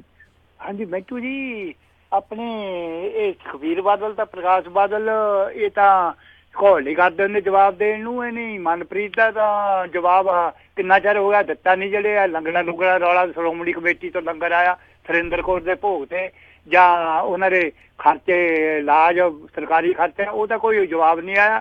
ਤੇ ਇਹਦੇ ਬਾਰੇ ਦੱਸਿਓ ਕੁਛ, ਬਾਅਦ ਚ ਜੱਗੀ ਚੌਲ ਬਾਰੇ ਜ਼ਰੂਰ ਦੱਸਿਓ ਜੀ। ਜੀ ਨਹੀਂ ਦੇਖੋ, ਜਿਹੜਾ ਜਵਾਬ ਤੇ ਉਹ ਆ ਗਿਆ ਸੀ ਸ਼ਾਇਦ ਤੁਹਾਡੇ ਤੱਕ ਨਹੀਂ ਪਹੁੰਚਿਆ। ਚਲੋ ਮੈਂ ਪੁੱਛਦਾ ਕਰ ਦਿੰਦਾ। ਸੁਖਬੀਰ ਬਾਦਲ ਨੇ ਆਖਿਆ ਸੀ ਤੂੰ ਸਾਬਤ ਕਰ, ਜੇ ਸਾਬਤ ਕਰ ਦੇਵੇਂਗਾ ਤੇ ਮੈਂ ਸਿਆਸਤ ਛੱਡ ਦੂੰਗਾ, ਨਹੀਂ ਤੂੰ ਸਿਆਸਤ ਛੱਡ ਕੇ ਮੇਰੀ ਮਾਤਾ ਦੇ ਭੋਗ ਤੇ ਜਿਹੜੇ ਲੰਗਰ ਲੱਗੇ ਸੀ ਕਮੇਟੀ ਬਣੀ ਆਏ ਆ। ਹੁਣ ਇਹ ਤੇ ਮਨਪ੍ਰੀਤ ਬਾਦਲ ਹੀ ਦੱਸੇ ਕਿ ਕਿਵੇਂ ਉਹ ਕਿਹੜੇ ਕਿਹੜੇ ਹਲਵਾਈ ਆਏ ਸਨ, ਕਿੱਥੋਂ ਕਿੱਥੋਂ ਆਏ ਸੀ ਜਿਨ੍ਹਾਂ ਨੇ ਆ ਕੇ ਜਲੇਬ ਜਲੂਬ ਕੱਢੇ ਸੀਗੇ। ਤੇ ਹੁਣ ਇਹੀ ਸਾਬਤ ਕਰ ਸਕਦਾ, ਇਹਨਾਂ ਦਾ ਆਪਣਾ ਘਰ ਦਾ ਮਸਲਾ। ਵੈਸੇ ਇਹ ਸਵਾਲ ਸੁਖਬੀਰ ਬਾਦਲ ਨੂੰ ਤੇ ਚਲੋ ਕਰ ਦਿੱਤਾ, ਤੇ ਮਨਪ੍ਰੀਤ ਬਾਦਲ ਨੂੰ ਵੀ ਆਪਾਂ ਕਰ ਸਕਦੇ ਹਾਂ ਕਿ ਉਦੋਂ ਕਿਉਂ ਚੁੱਪ ਰਿਹਾ ਤੂੰ? ਉਦੋਂ ਦੇ ਤੂੰ ਇਸ ਪਰਿਵਾਰ ਦਾ ਹਿੱਸਾ ਸੀ, ਇਸ ਸਰਕਾਰ ਦਾ ਹਿੱਸਾ ਸੀ ਅਕਾਲੀਆਂ ਦੀ ਦਾ, ਤੇ ਉਦੋਂ ਜਦੋਂ ਇਹ ਸਭ ਕੁਛ ਹੁੰਦਾ ਪਿਆ ਸੀ ਉਦੋਂ ਤੇਰੇ ਅੰਦਰ ਦਾ ਇਨਕਲਾਬ ਕਿਉਂ ਨਹੀਂ ਜਾਗਿਆ ਭਾਈ? ਇਹ ਸਵਾਲ ਤੇ ਉਹਨੂੰ ਵੀ ਕੀਤਾ ਜਾ ਸਕਦਾ ਨਾ। ਬਾਕੀ ਇਹਨਾਂ ਸਵਾਲਾਂ ਜਵਾਬਾਂ ਚੋਂ ਪੰਜਾਬ ਨੂੰ ਤੇ ਕੋਈ ਲਾਭ ਨਹੀਂ ਹੈਗਾ। ਇਹਨਾਂ ਦੇ ਆਪਣੇ ਪਰਿਵਾਰ ਦਾ ਇੱਕ ਦੂਜੇ ਦਾ ਗੁੱਡਾ ਬੰਨੀ ਜਾਣ, ਸੋ ਬੰਨੀ ਜਾਣ, ਇਹਦਾ ਪੰਜਾਬ ਦਾ ਕੋਈ ਫਾਇਦਾ ਨਹੀਂ ਹੈਗਾ ਇਹਦੇ ਚ। ਬਾਕੀ ਰਹੀ ਗੱਲ ਜਿਹੜੀ ਜੱਗੀ ਚੌਲ ਵਾਲੀ, ਜੱਗੀ ਚੌਲ ਵਾਲੇ ਮਾਮਲੇ ਦੇ ਵਿੱਚ ਕੇਸ ਅਟਕਿਆ ਹੋਇਆ ਉੱਥੇ ਦਾ ਉੱਥੇ, ਕਿਉਂਕਿ NIA ਚਲਾਨ ਨਹੀਂ ਪੇਸ਼ ਕਰਦੀ ਪਈ। ਜਦ ਤੱਕ ਚਾਰਜ ਸ਼ੀਟ ਫਾਈਲ ਨਹੀਂ ਹੁੰਦੀ, ਇਹਨਾਂ ਨੇ ਐਕਸਟੈਂਡ ਕਰਾ ਲਿਆ ਸੀ ਸਮਾਂ, ਪਹਿਲਾਂ 3 ਮਹੀਨਿਆਂ ਦਾ ਸੀ, ਫਿਰ 6 ਮਹੀਨਿਆਂ ਦਾ ਹੋ ਗਿਆ। ਮੇਰੇ ਖਿਆਲ ਦੇ ਨਾਲ NIA ਕੋਲ ਕੇਸ ਸੀ ਜਿਹੜਾ ਪਹੁੰਚਿਆ ਉਹ ਲਗਭਗ ਦਸੰਬਰ 'ਚ ਪਹੁੰਚਿਆ, ਤੇ ਤੁਸੀਂ ਅੰਦਾਜ਼ਾ ਲਾ ਲਓ ਕਿ 6 ਮਹੀਨੇ ਪੁੱਗਣ ਵਾਲੇ ਆ। ਨਵੰਬਰ ਦਸੰਬਰ 'ਚ ਪਹੁੰਚਿਆ ਤੇ 5-6 ਮਹੀਨੇ ਜਿਹੜੇ ਆ ਪੁੱਗਣ ਵਾਲੇ ਆ। ਤਾਂ ਜਦੋਂ ਚਲਾਨ ਪੇਸ਼ ਹੋਏਗਾ, ਚਲਾਨ ਦੇ ਵਿੱਚ ਕੇਸ ਦੀ ਸਾਰੀ ਕਹਾਣੀ ਖੁੱਲਣੀ ਆ, ਕੁੰਡੀਆਂ ਸਾਰੀਆਂ ਉਦੋਂ ਹੀ ਕੁੰਡੀਆਂ ਖੁੱਲਣੀਆਂ, ਉਦੋਂ ਬਾਅਦ ਹੀ ਇਹਨਾਂ ਦੇ ਜ਼ਮਾਨਤ ਦੇ ਗਰਾਊਂਡ ਤਿਆਰ ਹੋਣਗੇ। ਕੀ ਸੰਭਾਵਨਾ ਨੇ ਉਸ ਤੋਂ ਬਾਅਦ ਹੀ ਪਤਾ ਲੱਗੂਗਾ। ਸੋ ਸਾਨੂੰ ਇੰਤਜ਼ਾਰ ਕਰਨਾ ਪਊਗਾ ਕਿ ਚਾਰਜਸ਼ੀਟ ਕਦੋਂ ਫਾਈਲ ਕਰਦੀ ਹੈ NIA, ਉਸ ਤੋਂ ਬਾਅਦ ਪਤਾ ਲੱਗੂਗਾ ਕਿ ਇਸ ਕੇਸ ਦਾ ਭਵਿੱਖ ਕੀ ਹੋ ਸਕਦਾ। ਜੀ ਅਗਲੇ ਕਾਲਰ ਨੇ ਜਸਪਾਲ ਸਿੰਘ ਜੀ, ਸਵਾਗਤ ਹੈ। ਸਤਿ ਸ਼੍ਰੀ ਅਕਾਲ। ਸਤਿ ਸ਼੍ਰੀ ਅਕਾਲ ਰਾਜਕਰਨ ਜੀ। ਸਤਿ ਸ਼੍ਰੀ ਅਕਾਲ ਮਿੰਟੂ ਜੀ। ਸਤਿ ਸ਼੍ਰੀ ਅਕਾਲ। ਮੇਰਾ ਸਵਾਲ ਸੀਗਾ ਜੀ, ਇੱਕ ਤਾਂ ਜੱਗੀ ਚੌਲ ਬਾਰੇ ਸੀ, ਉਹਦਾ ਚਲੋ ਹੋ ਗਿਆ, ਕਲੀਅਰ ਹੋ ਗਿਆ। ਦੂਸਰਾ ਸੀਗਾ ਜੀ, ਥੋੜੇ ਦਿਨ ਪਹਿਲਾਂ ਇੱਕ ਔਰਤ ਸ੍ਰੀ ਗੁਰੂ ਗ੍ਰੰਥ ਸਾਹਿਬ ਦੀ ਆਪਣੇ ਨਰਾਜ਼ਗੀ ਕਰਦੀ ਹੋਈ ਦੇਖੀ ਗਈ ਸੋਸ਼ਲ ਮੀਡੀਆ ਤੇ ਕਾਫੀ, ਉਹਦੇ ਬਾਰੇ ਕੋਈ ਪਤਾ ਚੱਲੀ ਜੀ? ਗੱਲਬਾਤ ਅਪਡੇਟ ਹੈਗੀ ਤਾਂ ਦਿਓ ਜੀ ਜ਼ਰੂਰ। ਜੀ ਨਹੀਂ, ਉਹ ਫੜੀ ਹੋਈ ਆ, ਫੜੀ ਹੋਈ ਉਹ ਤੇ ਕੇਸ ਦਰਜ ਹੋ ਗਿਆ। ਇਹਨਾਂ ਨੇ ਜਿਹੜੀਆਂ ਧਾਰਾ ਆਖੀਆਂ ਸਨ, ਸਿੱਖ ਜਥੇਬੰਦੀਆਂ ਵਾਲਿਆਂ ਨੇ ਜਿਹੜੀਆਂ ਧਾਰਾ ਆਖੀਆਂ ਸਨ ਲਾ ਦਿਓ ਕੇਸ ਦੇ ਵਿੱਚ, ਉਹ ਕੋਟ ਭਾਈ ਪੁਲਿਸ ਨੇ ਲਾ ਦਿੱਤੀਆਂ। ਉਹ ਪਿੰਡ ਮੇਰੇ ਲਾਗੇ ਹੀ ਆ ਜੀ, ਸਾਡੇ ਲਾਗੇ ਹੀ ਆ। ਬਦਕਿਸਮਤੀ ਦੇ ਨਾਲ ਸਾਡੇ ਇੱਥੇ ਇਹੋ ਜਿਹੀਆਂ ਘਟਨਾਵਾਂ ਹੁਣ ਹੋਣੀਆਂ ਸ਼ੁਰੂ ਹੋਈਆਂ। ਜਦੋਂ ਪੂਰੇ ਪੰਜਾਬ 'ਚ ਘਟਨਾਵਾਂ ਵਾਪਰੀਆਂ, ਸਾਡੇ ਇਲਾਕੇ 'ਚ ਇੱਕ ਵੀ ਘਟਨਾ ਨਹੀਂ ਇਸ ਤਰ੍ਹਾਂ ਦੀ ਵਾਪਰੀ। ਪਰ ਬਦਕਿਸਮਤੀ ਇਹ ਕਹਿ ਲਓ ਕਿ ਜਦੋਂ ਸਾਰੇ ਪੰਜਾਬ 'ਚ ਘਟਨਾਵਾਂ ਰੁਕੀਆਂ, ਸਾਡੇ ਇੱਧਰ ਹੋਣ ਲੱਗ ਪਈਆਂ। ਇਹ ਚੌਥੀ ਪੰਜਵੀਂ ਘਟਨਾ ਜਿਹੜੀ ਮੈਂ ਖੁਦ ਕਵਰ ਕੀਤੀ ਆ, ਚੌਥੀ ਪੰਜਵੀਂ ਘਟਨਾ ਇਹਨਾਂ 5-6 ਮਹੀਨਿਆਂ 'ਚ ਅਮਲੋਟ ਏਰੀਏ ਦੀ, ਲੰਬੀ ਏਰੀਏ ਦੀ। ਸੋ ਬੜੀ ਮੰਦਭਾਗੀ ਘਟਨਾ ਵਾਪਰੀ ਹੈ। ਇਹ ਪਰਿਵਾਰ ਦੱਸਦੇ ਆ ਕਿ ਪ੍ਰੇਮੀ ਆ, ਤੇ ਸਹੁੰ ਚੁੱਕਣ ਦਾ ਮਸਲਾ ਸੀਗਾ, ਜਿੱਦਾਂ ਟੱਬਰ ਲੜ ਪੈਂਦੇ ਆ ਤੇ ਮੁੜ ਕੇ ਕਹਿੰਦੇ ਚੱਲ ਗੁਰਦੁਆਰੇ ਚੜ੍ਹ। ਆਏ ਤੇ ਇਸ ਬਹਾਨੇ ਸੀ, ਉੱਥੇ ਜੋ ਨਰਾਦਰ ਕੀਤਾ ਤੁਸੀਂ ਦੇਖਿਆ। ਪਰ ਉਹਨਾਂ ਨੂੰ ਗ੍ਰਿਫਤਾਰ ਕਰ ਲਿਆ, ਦਿਓਰ ਭਰਜਾਈ ਨੂੰ, ਜਿਹੜੇ ਅੰਦਰ ਐਂਟਰ ਹੋਏ ਸੀ ਗੁਰਦੁਆਰੇ 'ਚ। ਤਾਂ ਅਕਾਲ ਤਖਤ ਦੇ ਜਥੇਦਾਰ ਨੇ ਤੇ ਹੁਣ ਮੇਰੇ ਖਿਆਲ ਦੇ ਨਾਲ ਗ੍ਰੰਥੀ ਤੇ ਵੀ ਕਾਰਵਾਈ ਕਰਨ ਦੀ ਚੇਤਾਵਨੀ ਦਿੱਤੀ ਆ। ਸੋ ਇਹ ਹੁਣ ਅੱਗੇ ਮਾਮਲਾ ਕੀ ਕਰਵਟ ਲੈਂਦਾ ਉਹ ਆਪਾਂ ਇੰਤਜ਼ਾਰ ਕਰਾਂਗੇ। ਪਰ ਇਹਨਾਂ ਨੇ ਇੱਕ ਮੰਗ ਕੀਤੀ ਸੀਗੀ ਕਿ ਇਹ ਜਿਹੜਾ ਹੈਗਾ ਡੇਰੇਦਾਰ, ਉਹਨੂੰ ਵੀ 120 ਦੇ ਵਿੱਚ ਸਾਜ਼ਿਸ਼ ਦੇ ਵਿੱਚ ਸ਼ਾਮਲ ਕੀਤਾ ਜਾਵੇ। ਪੁਲਿਸ ਨੇ ਆਖਿਆ ਕਿ ਠੀਕ ਆ, ਅਸੀਂ ਪੁੱਛ ਪੜਤਾਲ ਕਰ ਲੈਂਦੇ ਹਾਂ, ਪੁੱਛਗਿੱਛ ਕਰ ਲੈਂਦੇ ਹਾਂ। ਤਾਂ ਪੁੰਛਾਣ ਦੇ ਵਿੱਚ ਜੇ ਜ਼ਿਕਰ ਆਇਆ ਕਿ ਡੇਰੇਦਾਰ ਨੇ ਕਰਵਾਈ ਹੈ, ਫਿਰ ਅਸੀਂ ਉਹਨੂੰ ਵੀ ਨਾਮਜ਼ਦ ਕਰ ਲਵਾਂਗੇ। ਫਿਰ ਕੀ ਆ। ਜੀ ਜੀ ਜੀ ਅਗਲੇ ਕਾਲਰ ਆਪਣੇ ਨਾਲ ਜੁੜੇ ਨੇ ਸਤਨਾਮ ਸਿੰਘ ਜੀ, ਸਵਾਗਤ ਹੈ। ਸਤਿ ਸ਼੍ਰੀ ਅਕਾਲ ਸਤਨਾਮ ਸਿੰਘ ਜੀ। ਲਾਈਨ ਲਾ ਕੇ ਭੁੱਲ ਗਏ ਨੇ, ਤੇ ਅਗਲੇ ਕਾਲਰ ਉਹਨਾਂ ਨਾਲ ਗੱਲ ਕਰਦੇ। ਕੁਲਦੀਪ ਸਿੰਘ ਜੀ, ਸਵਾਗਤ ਹੈ। ਸਤਿ ਸ਼੍ਰੀ ਅਕਾਲ। ਹਾਂਜੀ ਸਤਿ ਸ਼੍ਰੀ ਅਕਾਲ ਜੀ, ਗੁੱਡ ਮਾਰਨਿੰਗ ਮਹਿੰਦਰ ਸਾਹਿਬ। ਤੇ ਮੇਰਾ ਕੁਐਸਚਨ ਹੈ ਜੀ, ਜਿੱਦਾਂ ਹੁਣ ਕਈ ਪੁੱਛਦੇ ਪਏ, ਹਾਂ ਜੀ ਨਾਰਥ ਕੋਰੀਆ ਸਾਊਥ ਕੋਰੀਆ ਇਕੱਠੇ ਹੋ ਜਾਓਗੇ ਤੇ ਇੰਡੀਆ ਪਾਕਿਸਤਾਨ ਵੀ ਇਕੱਠੇ ਹੋ ਸਕਦੇ ਆ। ਤੇ ਮੈਨੂੰ ਤਾਂ ਇਹ ਲੱਗਦਾ ਵੀ ਮੈਂ ਆਪਣੇ ਵੱਲੋਂ ਇੰਪਲੀਮੈਂਟ ਨਹੀਂ ਕਰਨੀ ਚਾਹੀਦੀ ਵੀ ਹਾਂ ਘਰ ਤੋਂ ਸ਼ੁਰੂ ਕਰੀਏ ਵੀ ਅਸੀਂ ਗੁਰਦੁਆਰੇ ਤੇ ਬਣਾਈ ਬੈਠੇ ਵੀ ਟਕਸਾਲੀਆਂ ਦਾ, ਇਹ ਦਮਦਮੇ ਦਾ, ਇਹ ਡੇਰਾ ਨਾਨਕਸਰੀਆਂ ਦਾ, ਅਸੀਂ ਆਪਣੇ ਤਾਂ ਬਣਾਈ ਫਿਰਦੇ ਵੱਖਰੇ ਵੱਖਰੇ, ਤੇ ਅਸੀਂ ਕਹਿੰਦੇ ਵੀ ਹੋਈਏ ਇਕੱਠੇ ਇੱਕ ਅੰਬਰੇਲਾ ਤੇ ਵੱਡੀ ਅੰਬਰੇਲਾ ਦੇ ਥੱਲੇ। ਇਹ ਕੁਛ ਆਪਣੇ ਵੱਲੋਂ ਨਹੀਂ ਚਾਹੀਦਾ ਜੀ ਵੀ ਅਸੀਂ ਵੀ ਸ਼ੁਰੂ ਕਰੀਏ ਤੇ ਫਿਰ ਗਾਹਾਂ ਅਸੀਂ ਬੋਲੀਏ ਵੀ ਹਾਂ ਅਸੀਂ ਏਦਾਂ ਚਾਹੀਦਾ ਜੀ। Thank you. ਨਹੀਂ, ਅਸੀਂ ਤੇ ਇਹ ਵੀ ਕਵਾਂਗੇ ਕਿ ਜਿਹੜੇ ਪਰਿਵਾਰ ਚ ਬਟਵਾਰਾ ਹੁੰਦਾ ਉਹ ਵੀ ਨਾ ਹੋਵੇ, ਪਰ ਭਰਾ ਭਰਾ ਚ ਵੀ ਬਟਵਾਰਾ ਨਾ ਹੋਵੇ, ਕਿਉਂਕਿ ਉਹ ਵੀ ਤੇ ਬੜਾ ਇੱਕ ਜ਼ਬਰ ਜਿਹਾ ਹੀ ਹੁੰਦਾ ਨਾ, ਜਦੋਂ ਮਾਂ ਵੰਡ ਲਈ ਜਾਂਦੀ ਹੈ ਬਾਪ ਵੰਡ ਲਿਆ ਜਾਂਦਾ। ਸੋ ਬਹੁਤ ਚੀਜ਼ਾਂ ਸਮਾਜ ਦੇ ਵਿੱਚ ਇਹੋ ਜਿਹੀਆਂ ਹੁੰਦੀਆਂ ਜਿਹੜੀਆਂ ਯਕਦਮ ਠੀਕ ਨਹੀਂ ਹੁੰਦੀਆਂ। ਇੱਥੇ ਸਾਡੇ ਡਾਕਟਰ ਧਰਮਵੀਰ ਗਾਂਧੀ ਜਿਹੜੇ ਮੈਂਬਰ ਪਾਰਲੀਮੈਂਟ ਆ, ਉਹਨਾਂ ਨੇ ਕਈ ਪਿੰਡਾਂ ਦੇ ਸਿਵੇ ਜਿਹੜੇ ਆ ਉਹ ਵੱਖੋ ਵੱਖਰੇ ਸੀਗੇ, ਉਹ ਇੱਕ ਕਰਾਤੇ ਆ। ਹੌਲੀ ਹੌਲੀ ਗੁਰਦੁਆਰਿਆਂ ਬਾਰੇ ਵੀ ਇਸ ਤਰ੍ਹਾਂ ਇੱਕ ਲਹਿਰ ਚੱਲ ਸਕਦੀ ਆ ਕਿ ਗੁਰਦੁਆਰੇ ਵੀ ਇੱਕ ਹੋ ਜਾਣ।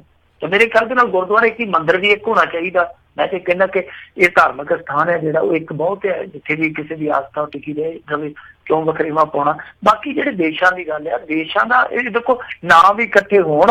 ਰੌਲਾ ਕੀ ਹੈ ਕਿ ਅੱਜ ਭਾਰਤ ਤੇ ਪਾਕਿਸਤਾਨ, ਇਹਨਾਂ ਦੋਨਾਂ ਦੇ ਜਿਹੜੇ ਪੰਜਾਬ ਹੈ ਉਹਨਾਂ ਦਾ ਨੁਕਸਾਨ ਬਹੁਤ ਹੁੰਦਾ ਪਿਆ ਹੈ ਇਸ ਰਸਾਕਸ਼ੀ 'ਚ, ਕਿਉਂਕਿ ਉਧਰ ਵੀ ਕਿਸਾਨੀ ਹੈ ਇੱਧਰ ਵੀ ਕਿਸਾਨੀ ਆ। ਜੇ ਇਹਨਾਂ ਦਾ ਵਪਾਰ ਖੁੱਲ ਜਾਊਗਾ ਦੋਨਾਂ ਪੰਜਾਬਾਂ ਨੂੰ ਬਹੁਤ ਵੱਡਾ ਫਰਕ ਪਊਗਾ। ਉਹਨਾਂ ਦੇ ਸੁੱਕੇ ਮੇਵੇ ਇੱਧਰ ਆ ਜਾਣਗੇ, ਅਸੀਂ ਛਕਾਇਆ ਕਰਾਂਗੇ ਸਸਤੇ ਰੇਟਾਂ ਤੇ ਸਾਡੇ ਉਹ ਟਮਾਟਰ ਵੇਖੋ ਨਾ ਕਿੰਨੇ ਮਹਿੰਗੇ ਖਰੀਦਦੇ ਆ। ਹੋਰ ਕਿੰਨੀਆਂ ਇਹੋ ਜਿਹੀਆਂ ਚੀਜ਼ਾਂ ਜਿਹੜੀਆਂ ਮਹਿੰਗੀਆਂ ਖਰੀਦਦੇ। ਟਮਾਟਰ ਤੇ ਪਿੱਛੇ ਜੇ ਉੱਥੇ 250 ਨੂੰ ਵਿਕੇ ਆ, ਤੇ ਸਾਡੇ ਇੱਥੇ 1 ਰੁਪਏ ਕਿਲੋ ਨੂੰ ਨਹੀਂ ਕਈ ਵਾਰ ਟਮਾਟਰ ਖਰੀਦਦਾ ਕਿਸਾਨਾਂ ਦਾ ਕੋਈ। ਸੋ ਇਹ ਇਹੋ ਜਿਹੀਆਂ ਚੀਜ਼ਾਂ ਜਿਹੜੀਆਂ ਫਾਇਦਾ ਦੇ ਸਕਦੀਆਂ ਤੇ ਸੁੱਖ ਨਹੀਂ ਚਾਹੀਦੀ ਆ ਕਿ ਗੁਰਦੁਆਰੇ ਵੀ ਇੱਕ ਹੋ ਜਾਣ ਔਰ ਹਿੰਦੂ ਮੁਸਲਮਾਨ ਵਾਲਾ ਰੌਲਾ ਵੀ ਨਿਬੜ ਜਾਵੇ।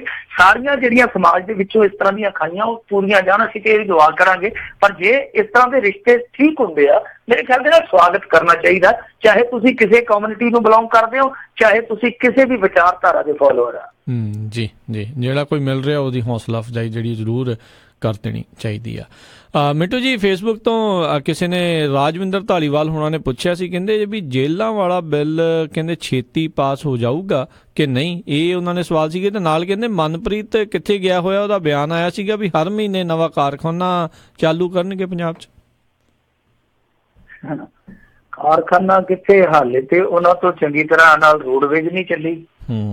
ਕਾਰਖਾਨਾ ਚਲਾਉਣਾ ਤੇ ਬੜੀ ਦੂਰ ਦੀ ਗੱਲ ਆ। ਉਹਨਾਂ ਨੇ ਤੇ ਇਹ ਵੀ ਕਿਹਾ ਸੀਗਾ ਕਿ ਆ ਜਿਹੜੀਆਂ ਉਦਾਸ ਚਿਮਨੀਆਂ ਇਹਨਾਂ ਦੇ ਵਿੱਚੋਂ ਅਸੀਂ ਖੁਸ਼ੀਆਂ ਦਾ ਧੂੰਆਂ ਕੱਢਾਂਗੇ, ਤੇ ਉਹ ਧੂੰਆਂ ਕੀ ਕੱਢਣਾ ਸੀਗਾ, ਉਹਨਾਂ ਨੇ ਜਿਹੜੇ ਉੱਥੇ ਬਠਿੰਡੇ ਥਰਮਲ ਦੇ ਮੁਲਾਜ਼ਮ ਸੀ ਉਹਨਾਂ ਦੇ ਵਿਚਾਰਿਆਂ ਦਾ ਧੂੰਆਂ ਕਢਾ ਦਿੱਤਾ, ਥਰਮਲ ਹੀ ਬੰਦ ਕਰ ਦਿੱਤਾ। ਉਸੇ ਥਰਮਲ ਦੇ ਮੂਹਰੇ ਖੜ ਕੇ ਕਿਹਾ ਸੀਗਾ ਕਿ ਉਦਾਸ ਚਿਮਨੀਆਂ ਤੋਂ ਅਸੀਂ ਧੂੰਆਂ ਕੱਢਾਂਗੇ। ਉਹ ਆਖਰ ਨੂੰ ਕੀ ਆ, ਲੀਡਰ ਬਹੁਤ ਕੁਛ ਕਹਿੰਦੇ ਹੁੰਦੇ ਆ। ਨਰਿੰਦਰ ਮੋਦੀ ਨੇ ਕੀ ਕੁਛ ਨਹੀਂ ਕਿਹਾ, ਕੀਤਾ ਕੀ ਹੈ ਤੁਹਾਡੇ ਸਾਹਮਣੇ ਹੀ ਆ। ਸੋ ਇਹ ਸਾਰੀਆਂ ਚੀਜ਼ਾਂ ਜਿਹੜੀਆਂ ਉਹ ਆਪਣੀ ਥਾਂ ਤੇ। ਦੂਸਰਾ ਸਵਾਲ ਕੀ ਆਖਿਆ ਸੀਗਾ, ਜੇਲਾਂ ਵਾਲਾ ਬਿੱਲ ਛੇਤੀ ਪਾਸ ਹੋਊਗਾ ਕਿ ਨਹੀਂ? ਦੇਖੋ ਬਿੱਲ ਜੇਲਾਂ ਵਾਲਾ ਤੁਸੀਂ ਕਿਹੜਾ ਕਹਿ ਰਹੇ ਹੋ ਮੈਨੂੰ ਪਤਾ ਨਹੀਂ ਹੈ, ਕਿਉਂਕਿ ਬਿੱਲ ਕਈ ਕਿਸਮ ਦੇ ਹੁੰਦੇ ਆ ਬਿੱਲ। ਇੱਕ ਤੇ ਉਹਨਾਂ ਜੋ ਵੈਲਫੇਅਰ ਵਾਲਾ ਸਿਸਟਮ ਉਹ ਹੁੰਦਾ ਅਲੱਗ, ਇੱਕ ਬਜਟ ਹੁੰਦਾ ਇਹਨਾਂ ਦਾ ਉਹ ਅਲੱਗ ਹੁੰਦਾ, ਕੋਈ ਵੱਖਰੀ ਇਹਨਾਂ ਨੇ ਆਪਣੀ ਉੱਥੇ ਕੋਈ ਕਾਰਜ ਪ੍ਰਣਾਲੀ ਸ਼ੁਰੂ ਕਰਨੀ ਹੈ ਉਹ ਇੱਕ ਵੱਖਰਾ ਹੋ ਸਕਦਾ। ਹੁਣ ਮਾੜਾ ਜਿਹਾ ਤੁਸੀਂ ਸਾਫ਼ ਕਰ ਦਿਓ ਤੇ ਬਿਹਤਰ ਆ। ਪਰ ਪਿੱਛੇ ਜਿਹਾ ਜਿਹੜਾ ਬਿਆਨ ਆਇਆ ਸੀਗਾ ਸੁਖਜਿੰਦਰ ਸਿੰਘ ਰੰਧਾਵਾ ਦਾ, ਜੇ ਤੁਸੀਂ ਉਹਦੀ ਗੱਲ ਕਰਦੇ ਹੋ ਕਿ ਅਸੀਂ ਜੀ ਇਹਨਾਂ ਤੇ ਸਖਤੀ ਕਰਾਂਗੇ, 3G ਨੂੰ ਅਸੀਂ 4G ਚ ਅਪਗ੍ਰੇਡ ਕਰਾਂਗੇ, ਜਿਹੜਾ ਸਾਡਾ ਜੈਮਰ ਸਿਸਟਮ ਆ, ਇਹਨਾਂ ਚੀਜ਼ਾਂ ਦੀ ਗੱਲ ਕਰਦੇ ਹੋ। ਤੇ ਉਹ ਮੈਂ ਅੱਗੇ ਵੀ ਕਿਹਾ ਸੀਗਾ ਕਿ ਨਵਾਂ ਮੁਸਲਮਾਨ ਬਣਿਆ ਅੱਲਾ ਜ਼ਿਆਦਾ ਕਰਦਾ। ਇਹ ਤਾਂ ਹੀ ਪਤਾ ਲੱਗੂਗਾ ਜਦੋਂ ਇਹ ਸੁਧਾਰ ਕਰਕੇ ਦਿਖਾ ਦੇਣਗੇ। ਗੱਲਾਂ ਨਾਲ ਕੀ ਆ, ਥੁੱਕ ਨਾਲ ਬਣੇ ਜਿਵੇਂ ਮਰਜ਼ੀ ਪਕਾਈ ਚਲੋ। ਰੌਲਾ ਤੇ ਇਹੋ ਹੀ ਆ ਨਾ ਕਿ ਜਦੋਂ ਤੁਸੀਂ ਜ਼ਮੀਨੀ ਪੱਧਰ ਤੇ ਆਪਣੀ ਕੀਤੀ ਨੂੰ ਅਮਲ ਚ ਲਿਆਉਣੇ ਹੋ, ਇੰਤਜ਼ਾਰ ਕਰਨਾ ਪਊਗਾ। ਨਵਾਂ ਮੰਤਰੀ ਹੈ ਤੇ ਐਕਸ਼ਨ ਵਾਲਾ, ਪਰ ਉਹ ਐਕਸ਼ਨ ਕਿਸ ਤਰ੍ਹਾਂ ਦਾ ਲੈਂਦਾ ਉਹ ਸਮਾਂ ਦੱਸੂਗਾ। ਜੀ ਤੇ ਇੱਕ ਹੋਰ ਜਿਹੜੇ JPS ਟਵਾਣਾ ਹੋਣਾ ਨੇ ਸਵਾਲ ਪੁੱਛਿਆ ਸੀ ਫੇਸਬੁੱਕ ਤੇ, ਕਹਿੰਦੇ ਵੀ ਜਿਹੜੇ ਦੀਪਕ ਮਿਸ਼ਰਾ ਹੋਣਾ ਖਿਲਾਫ ਜਿਹੜਾ ਇੰਪੀਚਮੈਂਟ ਦਾ ਕੇਸ ਸੀਗਾ, ਜਿਹੜੇ ਉਪ ਰਾਸ਼ਟਰਪਤੀ ਆ ਉਹਨਾਂ ਨੇ ਰਿਜੈਕਟ ਕਰਤਾ ਸੀ ਰੈਜ਼ੋਲੂਸ਼ਨ, ਜਿਹੜੇ 64 MP ਸੀਗੇ ਰਾਜ ਸਭਾ ਦੇ ਉਹਨਾਂ ਦੇ ਦੁਆਰਾ। ਕੀ ਇਹ ਇੰਪੀਚਮੈਂਟ ਵਾਲੀ ਗੱਲ ਗਾਂ ਤੁਰੂਗੀ ਜਾਂ ਇੱਥੇ ਹੁਣ ਠਾਪੀ ਆ? ਨਹੀਂ, ਇੰਪੀਚਮੈਂਟ ਵਾਲੀ ਗੱਲ ਤੇ ਦੇਖੋ ਗਾਂ ਤੁਰ ਕੇ ਵੀ ਕੁਛ ਨਹੀਂ ਸੀ ਉਹਦਾ ਵੱਟਿਆ ਜਾਣਾ।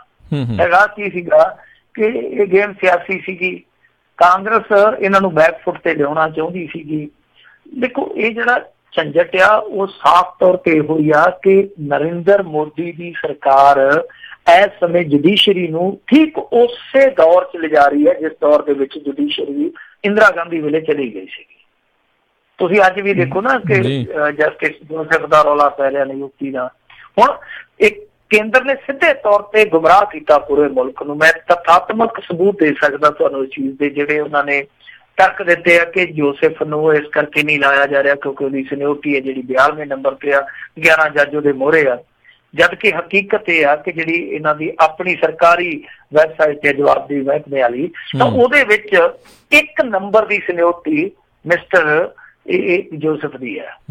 ਫਿਰ ਕਹਿੰਦੇ ਆ ਕਿ ਦੇਖੋ ਮਿਸਟਰ ਜੋਸਫ ਨੂੰ ਅਸੀਂ ਇਸ ਕਰਕੇ ਨਹੀਂ ਲਾ ਰਹੇ ਕਿਉਂਕਿ ਜੀ ਜੇ ਇਹ ਆਇਆ ਤੇ ਫਿਰ ਉੱਥੇ 2 ਜੱਜ ਹੋ ਜਾਣੇ ਕੇਰਲਾ ਹਾਈ ਕੋਰਟ ਦੇ, ਤੇ ਬੰਬੇ ਦਿੱਲੀ ਹਾਈ ਕੋਰਟ ਦੇ 2 ਹੈਗੇ ਆ, ਆਂਧਰਾ ਪ੍ਰਦੇਸ਼, ਕਰਨਾਟਕ, ਇਲਾਹਾਬਾਦ ਹਾਈ ਕੋਰਟ, ਇਹਨਾਂ ਕੋਰਟਾਂ ਦੇ 2-2 ਜੱਜ ਹੈਗੇ ਆ। ਝੂਠ ਬੋਲੀ ਜਾ ਰਹੀ ਆ।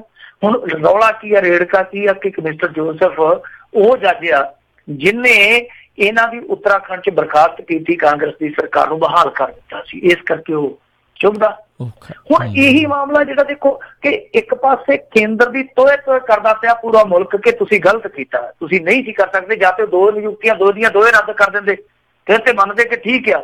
ਤੁਸੀਂ 1 ਨੂੰ ਹਰੀ ਝੰਡੀ ਦੇ ਦਿੱਤੀ। ਹੁਣ ਜਿਹੜੀ ਬੀਬੀ ਵਕੀਲ ਤੋਂ ਸਿੱਧੀ ਜੱਜ ਅਪਾਇੰਟ ਹੋ ਰਹੀ ਹੈ ਸੁਪਰੀਮ ਕੋਰਟ ਦੀ, ਉਹਨੂੰ ਤਾਂ ਤੁਸੀਂ ਕਿਹਾ ਕਿ ਹੋ ਜਾਓ, ਤੇ ਜਿਹੜੀ ਨਿਯੁਕਤੀ ਤੁਹਾਨੂੰ ਰੜਕਦੀ ਸੀ ਉਹਨੂੰ ਰੋਕ ਲਿਆ। ਹੁਣ ਸਾਰਾ ਦੇਸ਼ ਤੇ ਇਹ ਗੱਲ ਕਹੀ ਜਾਂਦਾ ਤੇ CGI ਜਿਹਦੇ ਜੁੰਮੇ ਆ ਕਿ ਉਹ ਕੇਂਦਰ ਦੀ ਇਹੋ ਜਿਹੀ ਹਿਮਾਕਤ ਜਿਹੜੀ ਉਹ ਰੱਦ ਕਰ ਦੇਵੇ, ਉਹਦਾ ਸਖਤ ਨੋਟਿਸ ਲਵੇ। CGI ਕੀ ਕਹਿ ਰਿਹਾ, ਚੀਫ ਜਸਟਿਸ ਆਫ ਇੰਡੀਆ ਕੀ ਕਹਿ ਰਿਹਾ, ਉਹ ਜੀ ਸਰਕਾਰ ਨੇ ਜਿਹੜਾ ਕੀਤਾ ਠੀਕ ਕੀਤਾ ਉਹਨਾਂ ਦੇ ਅਧਿਕਾਰ ਖੇਤਰ 'ਚ ਆ। ਜਦ ਕਿ ਸਿਮਿਲਰ ਸਿਚੁਏਸ਼ਨ ਬਣੀ 2014 'ਚ ਜਦੋਂ RS ਲੋਢਾ CGI ਹੁੰਦੇ ਸੀਗੇ, ਤਾਂ ਲੋਢਾ ਸਾਹਿਬ ਨੇ ਜਦੋਂ ਵੇਖਿਆ ਕਿ 4 ਬੰਦਿਆਂ ਦੇ ਇਹਨਾਂ ਨੇ ਨਾਮ ਭੇਜੇ ਕੋਲੀਜੀਅਮ ਨੇ, ਤਾਂ 4 'ਚੋਂ 3 ਨੂੰ ਹਰੀ ਝੰਡੀ ਦੇ ਦਿੱਤੀ, 1 ਦਾ ਰੋਕ ਲਿਆ, ਜਿਹੜੇ ਗੋਪਾਲ ਸੁਬਰਾਮਨੀਅਮ ਸਨ। ਗੋਪਾਲ ਸੁਬਰਾਮਨੀਅਮ ਦਾ ਨਾਂ ਇਸ ਕਰਕੇ ਰੋਕਿਆ ਕਿਉਂਕਿ ਉਹਨਾਂ ਨੇ ਭਾਰਤੀ ਜਨਤਾ ਪਾਰਟੀ ਨੂੰ 1-2 ਝਟਕੇ ਦਿੱਤੇ ਸਨ। ਤੇ ਜਦੋਂ ਲੋਢਾ ਸਾਹਿਬ ਨੇ ਇੱਕ ਪੱਤਰ ਲਿਖਿਆ ਕੇਂਦਰ ਨੂੰ ਕਿ ਤੁਸੀਂ ਇਹ ਬਹੁਤ ਗਲਤ ਕੀਤਾ, ਤੁਸੀਂ ਇਸ ਤਰ੍ਹਾਂ ਸਾਡੀ ਨਿਯੁਕਤੀ ਨਹੀਂ ਰੋਕ ਸਕਦੇ, ਤੁਸੀਂ ਇਸ ਤਰ੍ਹਾਂ ਕਰਕੇ ਨਿਆਂ ਪ੍ਰਬੰਧ 'ਚ ਦਖਲ ਦੇ ਰਹੇ ਹੋ, ਤਾਂ ਇਹਨਾਂ ਨੂੰ ਝੁਕਣਾ ਪਿਆ ਸੀ ਉਦੋਂ 2014 'ਚ। ਸੋ ਉਦੋਂ ਜਿਹੜਾ ਉਸ CGI ਨੇ ਸਟੈਂਡ ਲਿਆ ਸੀ, ਹੁਣ ਵੀ ਲੈਣਾ ਬਣਦਾ। ਪਰ ਹੁਣ ਕਿਉਂ ਨਹੀਂ ਲੈਣਾ ਜਾ ਰਿਹਾ? ਉਹ ਉਹਨਾਂ ਦਾ ਪਿੰਡਾ ਖੁਰਕਦੇ ਆ, ਉਹ ਉਹਨਾਂ ਦਾ ਪਿੰਡਾ ਖੁਰਕਦੇ ਆ। ਮਤਲਬ ਕਿ ਇੱਥੇ ਚੀਫ ਜਸਟਿਸ ਆਫ ਇੰਡੀਆ ਤੇ ਕੇਂਦਰ ਸਰਕਾਰ ਇੱਕ ਦੂਜੇ ਦਾ ਪਿੰਡਾ ਖੁਰਕਦੇ ਪਏ। ਪਰ ਇਹ ਵਿੱਚ ਦਾਲ ਆਉਂਦੇ ਸੀ ਕਾਂਗਰਸੀ ਇੰਪੀਚਮੈਂਟ ਦਾ, ਉਹਨਾਂ ਨੇ ਰੱਦ ਕਰ ਦਿੱਤਾ। ਮੰਨ ਲਓ ਜੇ ਹੋ ਵੀ ਜਾਂਦਾ ਤੇ ਹੋਣਾ ਕੀ ਸੀਗਾ ਕਿ ਇਹਨਾਂ ਦੇ ਕੋਲ ਦੇਖੋ ਜੇ ਇੰਪੀਚਮੈਂਟ ਦਾ ਉਹ ਮਤਾ ਪਾਸ ਕਰਾਉਣਾ ਸੀ ਤੇ ਇਹਨਾਂ ਕੋਲ 123 ਰਾਜ ਸਭਾ ਦੇ ਮੈਂਬਰਾਂ ਦਾ ਸਮਰਥਨ ਹੋਣਾ ਲਾਜ਼ਮੀ ਸੀ, ਤੇ ਇਹਨਾਂ ਦੀਆਂ ਜਿਹੜੀਆਂ 7 ਭਾਈਵਾਲ ਪਾਰਟੀਆਂ ਸੀ ਜਿਨ੍ਹਾਂ ਨੇ ਸਾਈਨ ਕੀਤੇ ਆ, ਤੇ ਉਹਨਾਂ ਕੋਲ ਤੇ ਝੁੱਗੇ 'ਚ 78 ਆ। ਬਾਕੀ ਕਿੱਥੋਂ ਲਿਆਉਂਦੇ? ਜੇ ਉੱਥੋਂ ਵੀ ਪਾਸ ਕਰਾ ਲੈਂਦੇ ਲੋਕ ਸਭਾ 'ਚ ਕਿੱਥੋਂ ਲਿਆਉਂਦੇ? ਉੱਥੇ ਤੇ ਇਹਨਾਂ ਦੇ ਕੋਲ ਝੁੱਗੇ 'ਚ 40-50 ਆ। ਸੋ ਇਸ ਕਰਕੇ ਇਹਨਾਂ ਦਾ ਵੱਟਿਆ ਕੁਛ ਨਹੀਂ ਸੀ ਜਾਣਾ। ਹਾਂ, ਰਾਜਨੀਤੀ ਹੋ ਰਹੀ ਹੈ, ਰੰਜਕ ਹੋ ਰਹੀ ਹੈ, ਪਰ ਜਿਹੜੀ ਚੀਜ਼ ਇੱਥੇ ਵਾਪਰਦੀ ਪਈ ਹੈ ਨਿਆਂ ਪ੍ਰਬੰਧਾਂ 'ਚ, ਉਹ ਬੜੀ ਖਤਰਨਾਕ ਹੈ ਜਮਹੂਰੀਅਤ ਵਾਸਤੇ। ਜੀ ਬਿਲਕੁਲ ਮੈਂ ਵੇਖਿਆ ਤੁਸੀਂ ਅੱਜ ਇਸ ਦੇ ਉੱਤੇ ਜਿਹੜੀ ਉਹ ਛਾਇਆ ਵੀ ਕੀਤੀ ਆ ਉਹ ਪੋਸਟ, ਜਿਸ ਦੇ ਵਿੱਚ ਸੀਨੀਅਰਟੀ ਜਿਹੜੀ ਆ ਉਹ ਦਿਖਾਉਂਦੇ ਆ। ਤੇ ਬਹੁਤ ਤੁਹਾਡਾ ਧੰਨਵਾਦ ਮਿੰਟੂ ਗੁਰਸਰੇ ਜੀ, ਤੁਸੀਂ ਸਾਡੇ ਨਾਲ ਜੁੜੇ, ਇਹਨਾਂ ਖਬਰਾਂ ਬਾਰੇ ਸਾਨੂੰ ਜਾਣਕਾਰੀਆਂ ਦਿੱਤੀਆਂ, ਸਰੋਤਿਆਂ ਦੇ ਸਵਾਲਾਂ ਦੇ ਜਿਹੜੇ ਉਹ ਜਵਾਬ ਦਿੱਤੇ। ਤੇ ਹੋਰ ਕਾਲਾਂ ਤਾਂ ਆਪਾਂ ਨਹੀਂ ਲੈ ਸਕਾਂਗੇ, ਸਮਾਂ ਜਿਹੜਾ ਅੱਜ ਦੇ ਪ੍ਰੋਗਰਾਮ ਦਾ ਸਮਾਪਤ ਆ। ਮਿਲਾਂਗੇ ਅਗਲੀ ਵਾਰ, ਉਦੋਂ ਤੱਕ ਲਈ ਬਹੁਤ ਹੀ ਪਿਆਰ ਸਤਿਕਾਰ ਸਨਿੱਘੀ ਜੀ, ਸਤਿ ਸ੍ਰੀ ਅਕਾਲ ਜੀ। ਤੇ ਸਰੋਤਿਓ, ਇੱਥੇ ਸਾਡਾ ਅੱਜ ਦਾ ਇਹ ਪ੍ਰੋਗਰਾਮ ਸਮਾਪਤ ਹੈ। ਮਿਲਦੇ ਹਾਂ ਤੁਹਾਨੂੰ ਸਾਰਿਆਂ ਨੂੰ ਅਗਲੀ ਵਾਰ, ਉਦੋਂ ਤੱਕ ਮੈਨੂੰ ਰਾਜਕਰਨਵੀਰ ਸਿੰਘ ਨੂੰ ਵੀ ਇਜਾਜ਼ਤ ਦਿਓ। ਮੇਰੇ ਵੱਲੋਂ ਵੀ ਤੁਹਾਨੂੰ ਸਾਰਿਆਂ ਨੂੰ ਬਹੁਤ ਪਿਆਰ ਸਤਿਕਾਰ ਸਨਿੱਘੀ ਜਿਹੀ ਸਤਿ ਸ੍ਰੀ ਅਕਾਲ। ਜਿਉਂਦੇ ਵਾਸਤੇ ਰਹੋ, ਹੱਸਦੇ ਖੇਲਦੇ ਰਹੋ, ਸੁਣਦੇ ਰਹੋ ਪੰਜਾਬੀ ਰੇਡੀਓ USA।